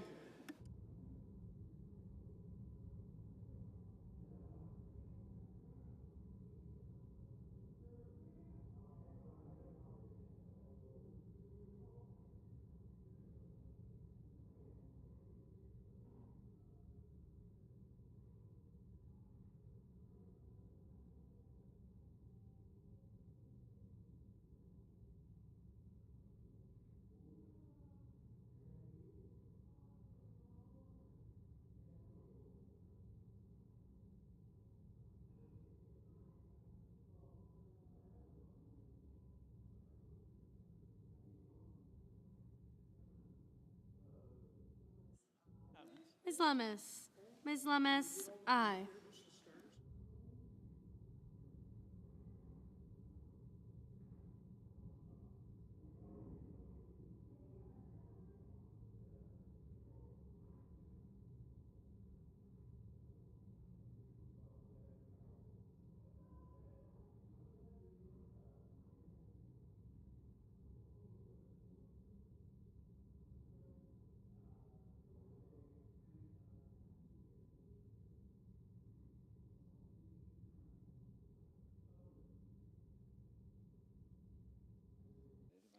Mrs. Shaheen.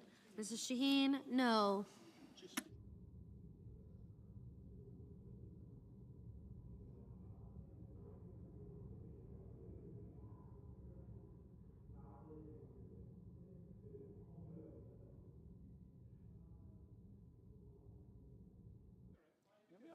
Mr. Wyden. Mr. Wyden, no. Mrs. Fisher? Mrs. Fisher? Aye.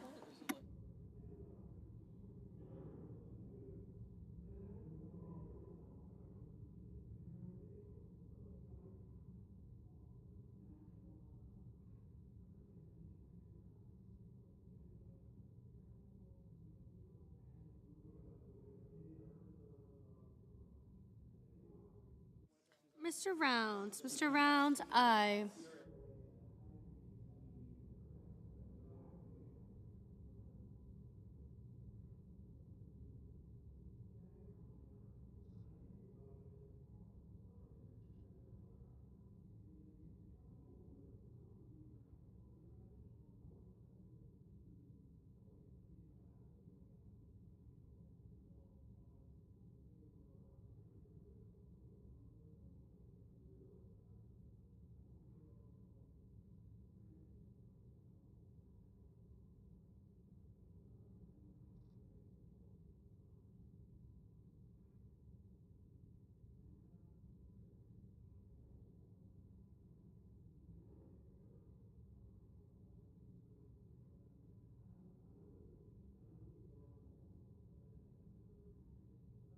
Mr. Budd? Mr. Budd? Aye.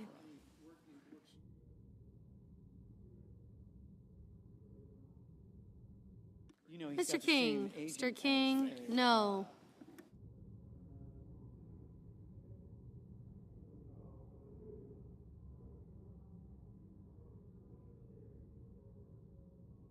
Mr. Scott? Mr. Scott of Florida? Aye.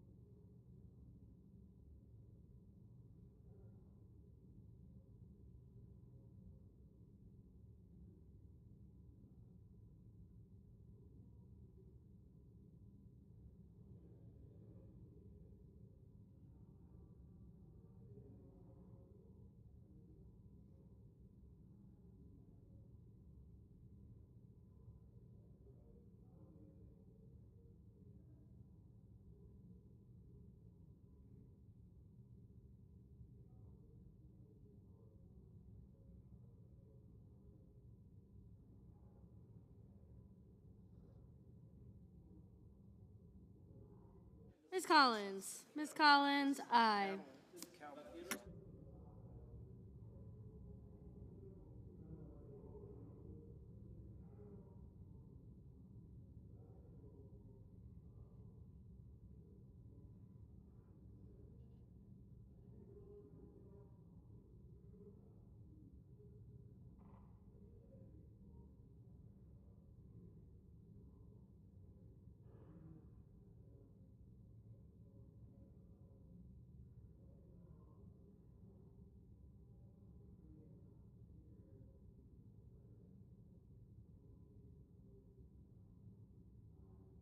Mr. Wicker? Mr. Wicker? Aye. Mr. Sanders?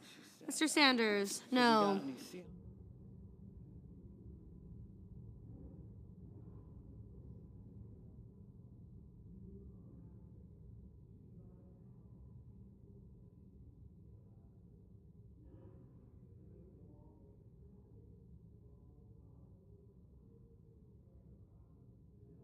Ms. Hirono? Ms. Hirono? No. Take it out on my boys.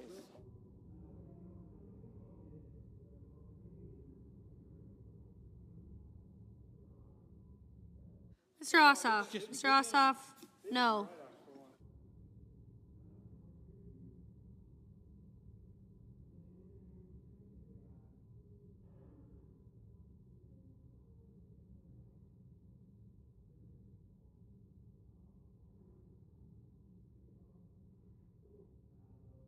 Mr. Hawley? Mr. Hawley? Aye.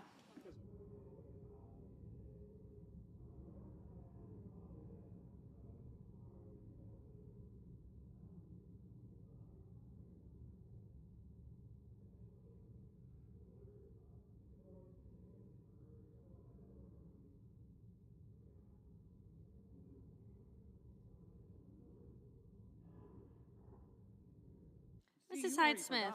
Mrs. Hyde-Smith, aye. Yep.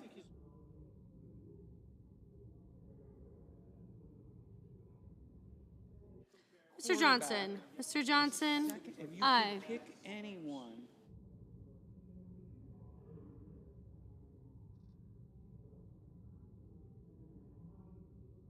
That he Ms. gets Hassan. hurt, Ms. Hassan, no. and that Dak.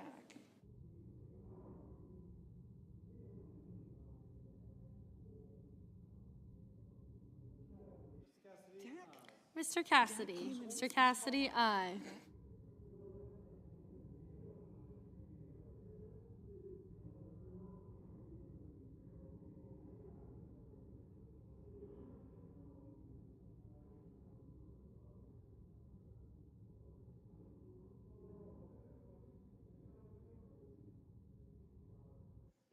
Mr. Langford. Mr. Langford, aye. Mr. Mullen. Mr. Mullen, aye.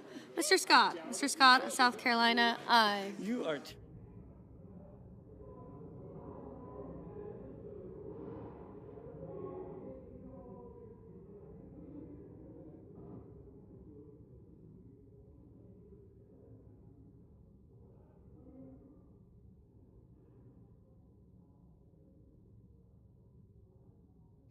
Mr. Lee.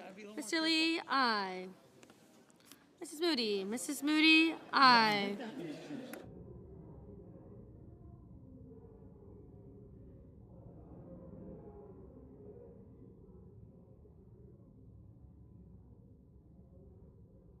Mr. Hoven. Mr. Hoven, aye. Mr. Barrasso. Mr. Barrasso, aye. Thank you.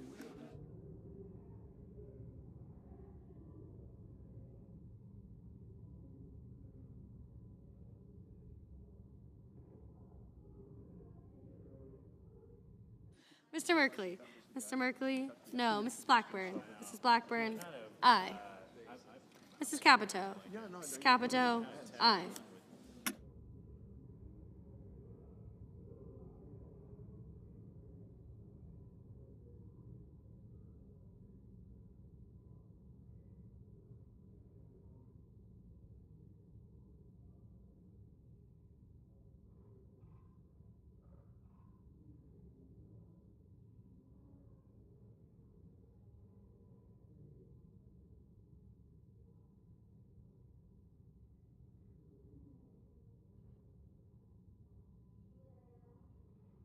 Mrs. Gillibrand. Mrs. Gillibrand, no.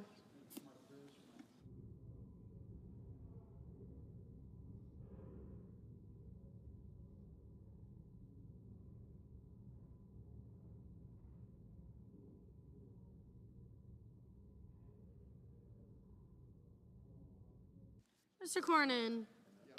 Mr. Cornyn, aye.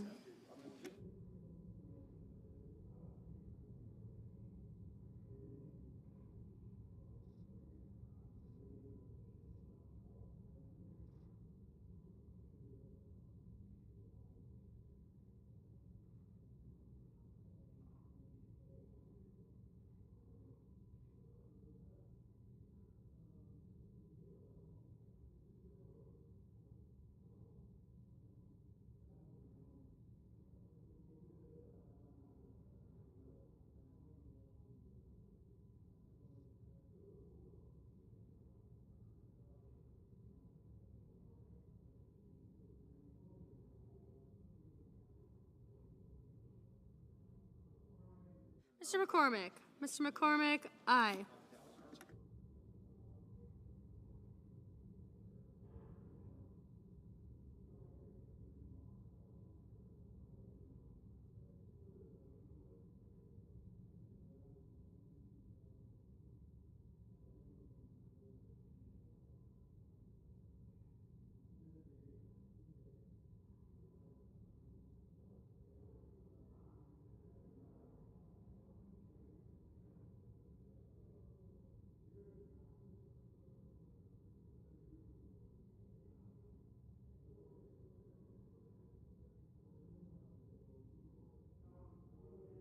Mr. Cruz. Mr. Cruz, aye. Mr. Kennedy. Mr. Kennedy, aye.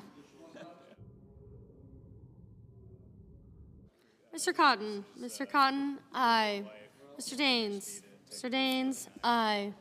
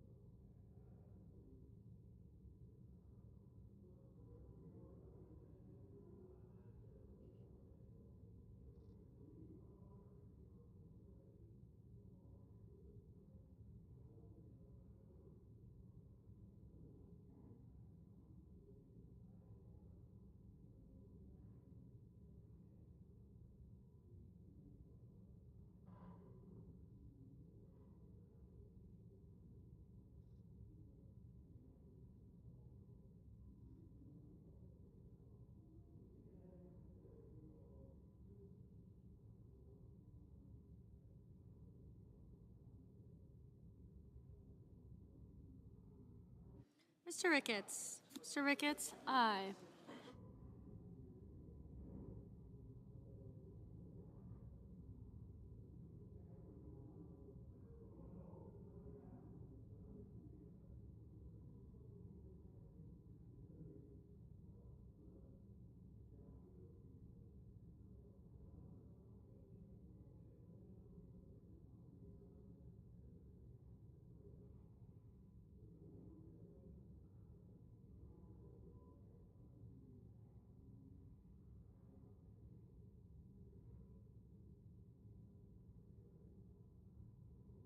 Mr. Graham. Mr. Graham, aye.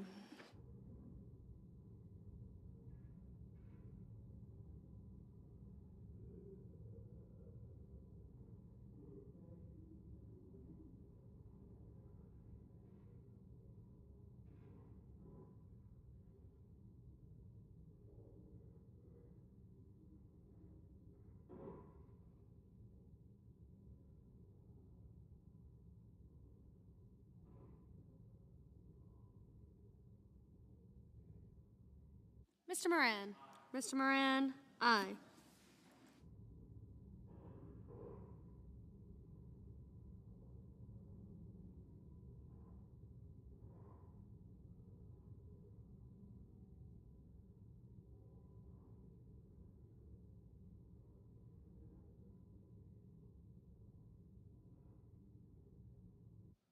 Ms. Smith. Ms. Smith, no. Mr. Fetterman. Mr. Fetterman, no.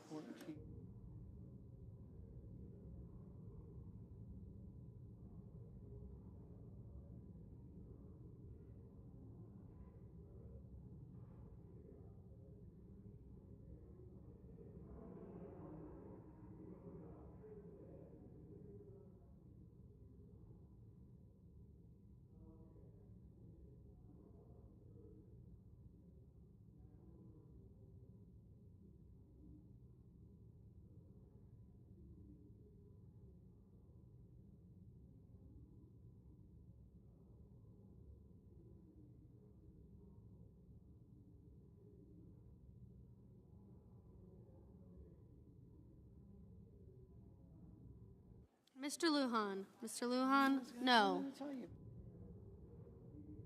Mr. Kramer. Mr. Kramer, aye.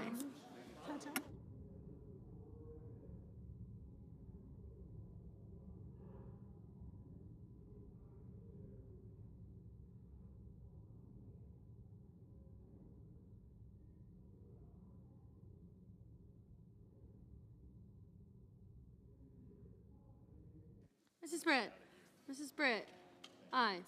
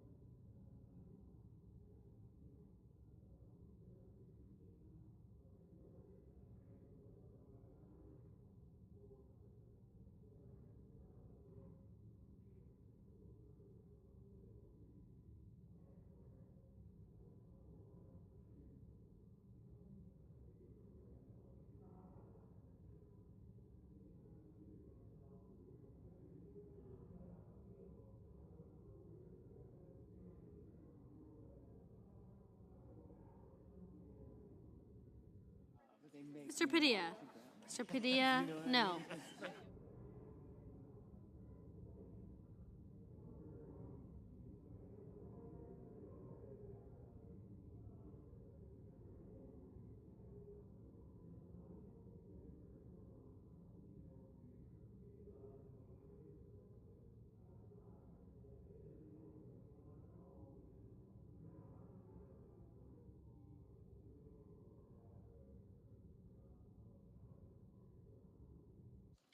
Mr. Schiff?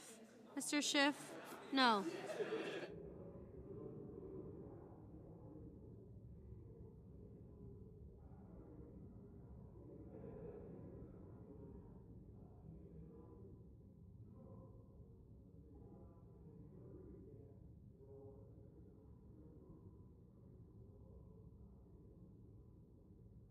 Mr. Curtis? Mr. Curtis, aye. Mr. Justice? Mr. Justice, aye.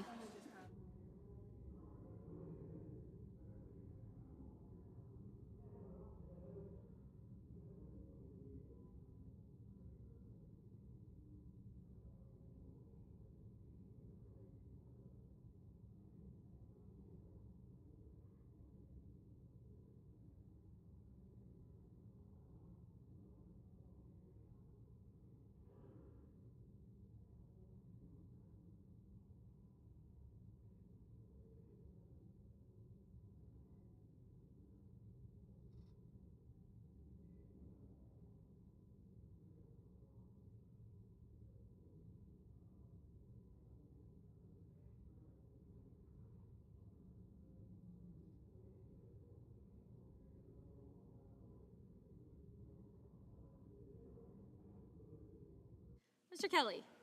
Mr. Kelly, no. Mr. Thune? Mr. Thune, aye.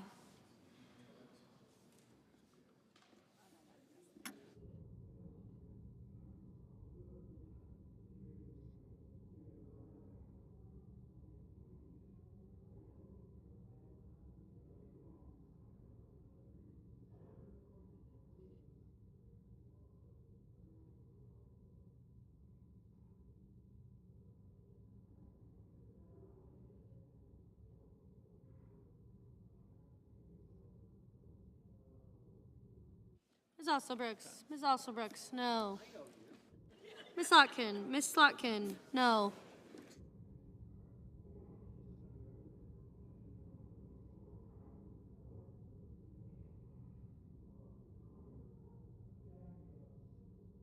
Mr. Reed? Mr. Reed, no.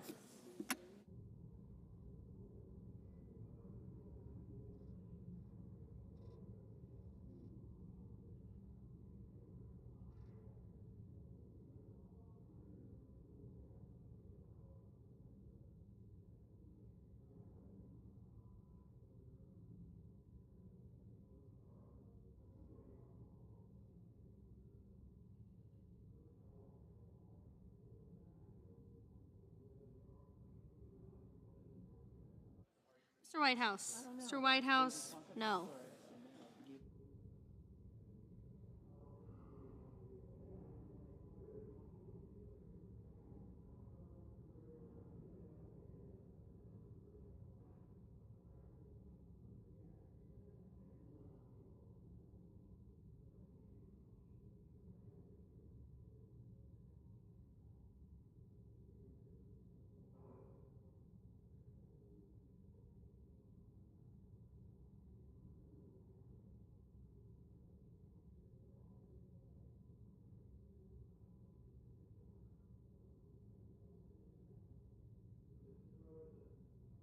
Mr. Bennett? Mr. Bennett, no.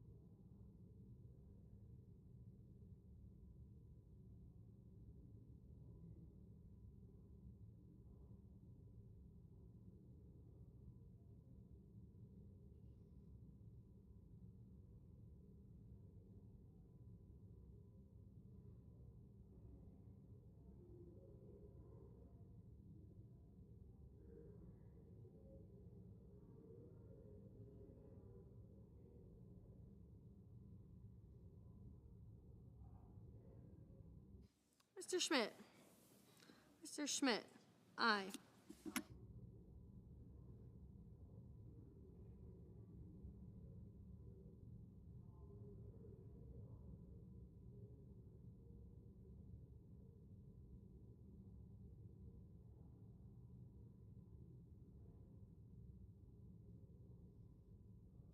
Mr. Blumenthal. Mr. Blumenthal, no.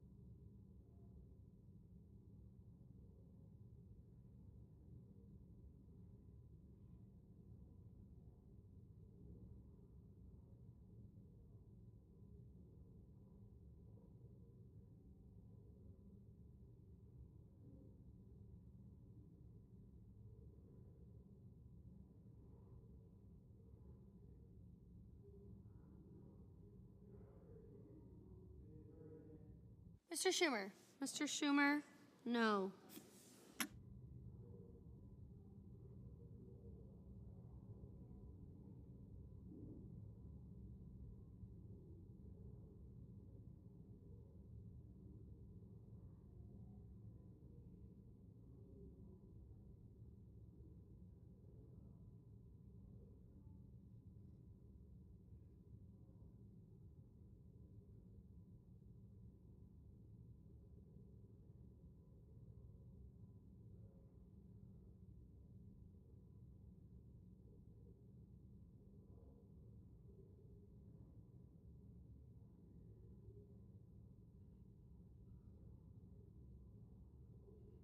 Mr. Sheehy. Mr. Sheehy, aye.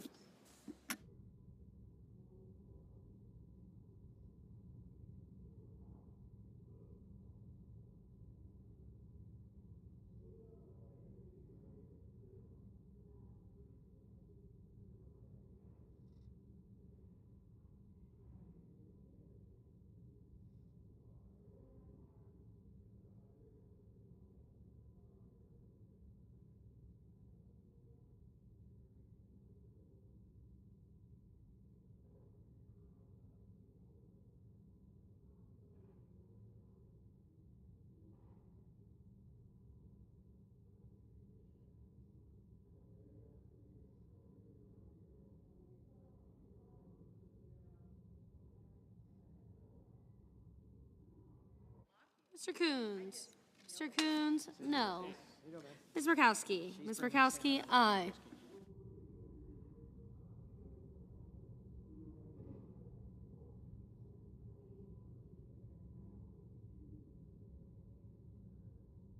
Mr. Bozeman. Mr. Bozeman, aye.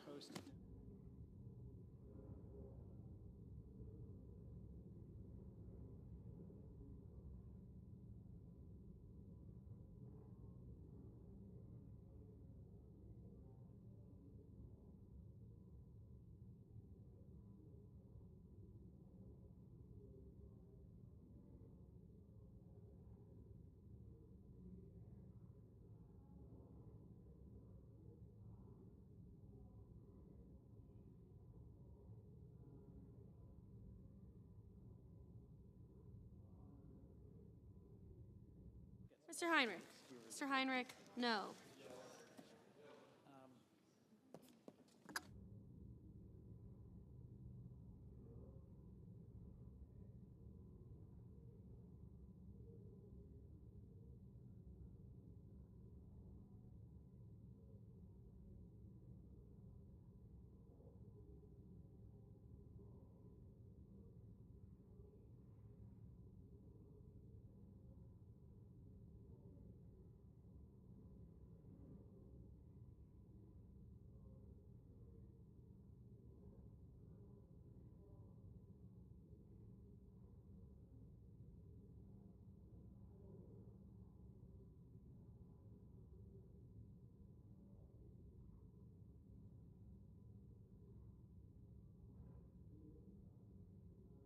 Mr. Sullivan.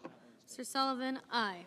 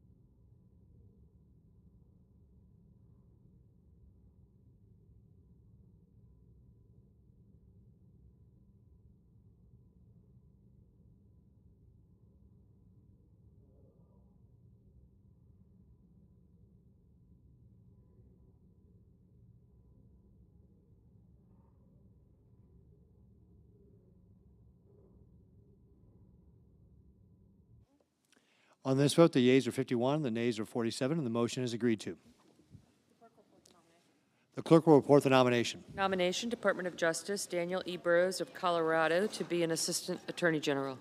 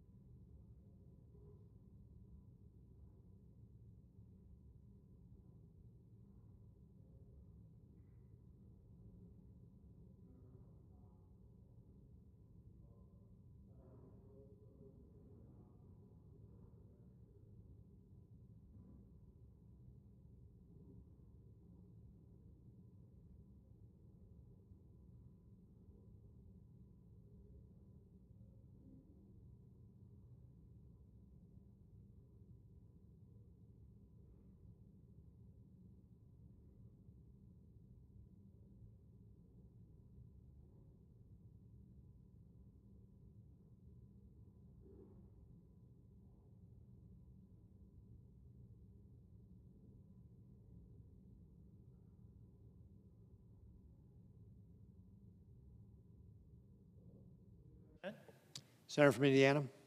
Thank you, Mr. President. Last week on February 3rd, an illegal immigrant from Kyrgyzstan who was allowed into the United States under Joe Biden in 2023 killed 4 people on State Road 67 in Indiana, not far from where I live. He drove a semi-truck head-on into a van. That van was carrying a 50-year-old father and 2 boys who were only 19 and 25 years old, along with a family friend, and they were all from a local Amish community. And now they're all dead. And I'm angry about it. I've had enough of it. Because it's stories like this that show why mass deportations matter and why they're needed now more than ever. At least 7 Hoosiers have died on Indiana highways in the past 6 months because of illegal immigrants recklessly driving on our roads. And at least 8 more have been seriously injured, and those are just the cases that I know about. In November, an illegal immigrant with a fake green card crashed his SUV into a van, killing the 76-year-old driver from Decatur, again, not far from Columbia City where I live, before fleeing the scene. The illegal immigrant also seriously injured 3 innocent drivers in that same crash.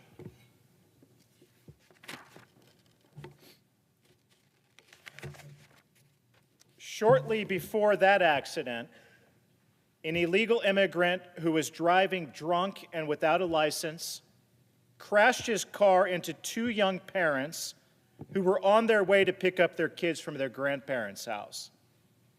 The young couple was seriously injured. I've seen images of the wreck, and they are lucky to be alive. And just a couple of days before that, an illegal immigrant from the country of Georgia was driving a truck and towing a trailer when he swerved abruptly and forced a military Humvee off the road. That crash killed Hoosier National Guardsman Terry Fry and seriously injured 3 others. Terry was just 23 years old. In October, an illegal immigrant driving a semi-truck killed a 54-year-old man on Highway 20 in Indiana when he failed to stop in traffic. That illegal immigrant had a fake trucking license and owned a trucking company that received a $35,000 loan and taxpayer dollars funded through PPP. At least 7 innocent Hoosiers have died in their own state because of illegal immigrant drivers. Every single one of these deaths were preventable. Every single one of these deaths happened because someone who shouldn't have been in our country in the first place got behind the wheel and killed American citizens. Most of the deaths were at the hands of illegal immigrants driving semi-trucks. Trucking is an incredibly important industry in my state because Indiana sits at the crossroads of the country. In fact, our state motto is literally the crossroads of America. Indiana is the 5th busiest state in the country for commercial traffic freight. Each year, 724 million tons of freight travels through Indiana. I speak to truckers regularly, and they are outraged by what's happening. One of my friends who works in the trucking industry said many trucking companies are hiring illegal immigrants to drive their trucks because they can pay them less. That takes jobs away from hardworking Americans. They'd rather take care of their bottom line than put safe and trustworthy drivers out on the road. We have to hold those trucking companies accountable for endangering us all. In fact, the truck that killed 4 Hoosiers last week belonged to a shady trucking company that the industry refers to a, quote, chameleon carrier. Chameleon carriers are trucking companies that, after being shut down or heavily fined by the Federal Motor Carrier Safety Administration, just disguise themselves by changing their name or address or Department of Transportation number to continue operating. Many of these chameleon carriers are run by foreign nationals. The Government Accountability Office has said that chameleon carriers are 3 times more likely to be involved in serious crashes than legitimate operators. Mr. President, not only are illegal immigrants and foreign nationals running illicit trucking companies, but Democrat states like California and New York and Pennsylvania are giving out commercial driver's licenses to illegal immigrants like they're Halloween candy. In fact, 50% of CDLs reviewed by the Department of Transportation in New York had been issued improperly. The driver of the truck that killed Indiana National Guardsman Terry Fry got his CDL from New York after he was waved across the border by the Biden administration in 2022. When police arrived at the scene of the crash, they reported that there was, quote, a language barrier and that a translator was needed at the scene. How could anyone give this guy a CDL to begin with? If he couldn't even talk to police, do we really believe that he could read our road and traffic signs? Do we really think that illegal immigrants who can't even speak English can obey our road rules? The law doesn't think so. Federal regulations require that commercial truck drivers be proficient in English. Think about how insane this is. You get into the country illegally, you're living in violation of federal law, but Democrat politicians in blue states violate the law and let you drive an 18-wheeler across state lines. It's more than just insane, it's dangerous and deadly. And it's this reckless policy that's getting people killed in Indiana. So while Hoosiers are being killed in their own state by illegal immigrants, what are Democrats this week doing in Congress? They're trying to cut funding to ICE. They're working to prevent illegal immigrants from being taken off of our streets. We have a federal agency whose job it is to enforce immigration law and remove people who are here illegally. But Democrats want to defund that agency. They want to tie ICE's hands while illegal immigrant truckers are killing Americans on our highways. This is a deliberate choice to prioritize illegal immigrants over American citizens. Mr. President, this has to stop, and it's got to stop right now. We need to support President Trump's efforts to deport every illegal immigrant out of this country. We are not doing enough to get them off of our roads, as you can see in my state, in Indiana. Every day that we wait, every day that Democrats want to play petty politics, we run the risk of more Americans and more Hoosiers dying on our highways. ICE needs more resources, not fewer, so that we can get illegal immigrants off of our streets and out of semi-trucks driving on our highways. Hoosiers have had enough. I've had enough. It's time that Congress started acting like American lives were worth protecting. With that, Mr. President, I yield the floor.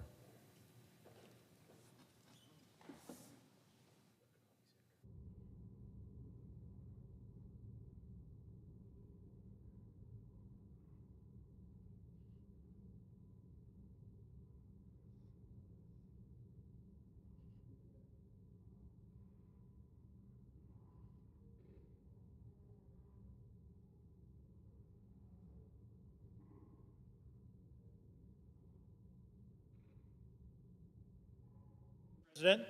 Senator from Indiana.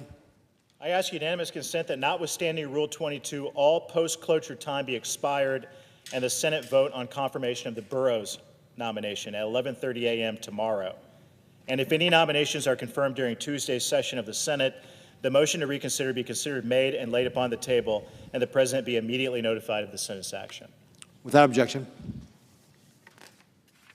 I ask unanimous consent that the Senate be in a period of morning business with senators permitted to speak therein for up to 10 minutes each. Without objection. I understand that there are 3 bills at the desk, and I ask for the first reading en bloc. The clerk will read the titles of the bills for the first time. S3805, a bill to amend Chapter 93 of Title 18 United States Code to prohibit obstruction of immigration laws by official interference. H.R. 1834, an act to advance policy priorities that will break the gridlock.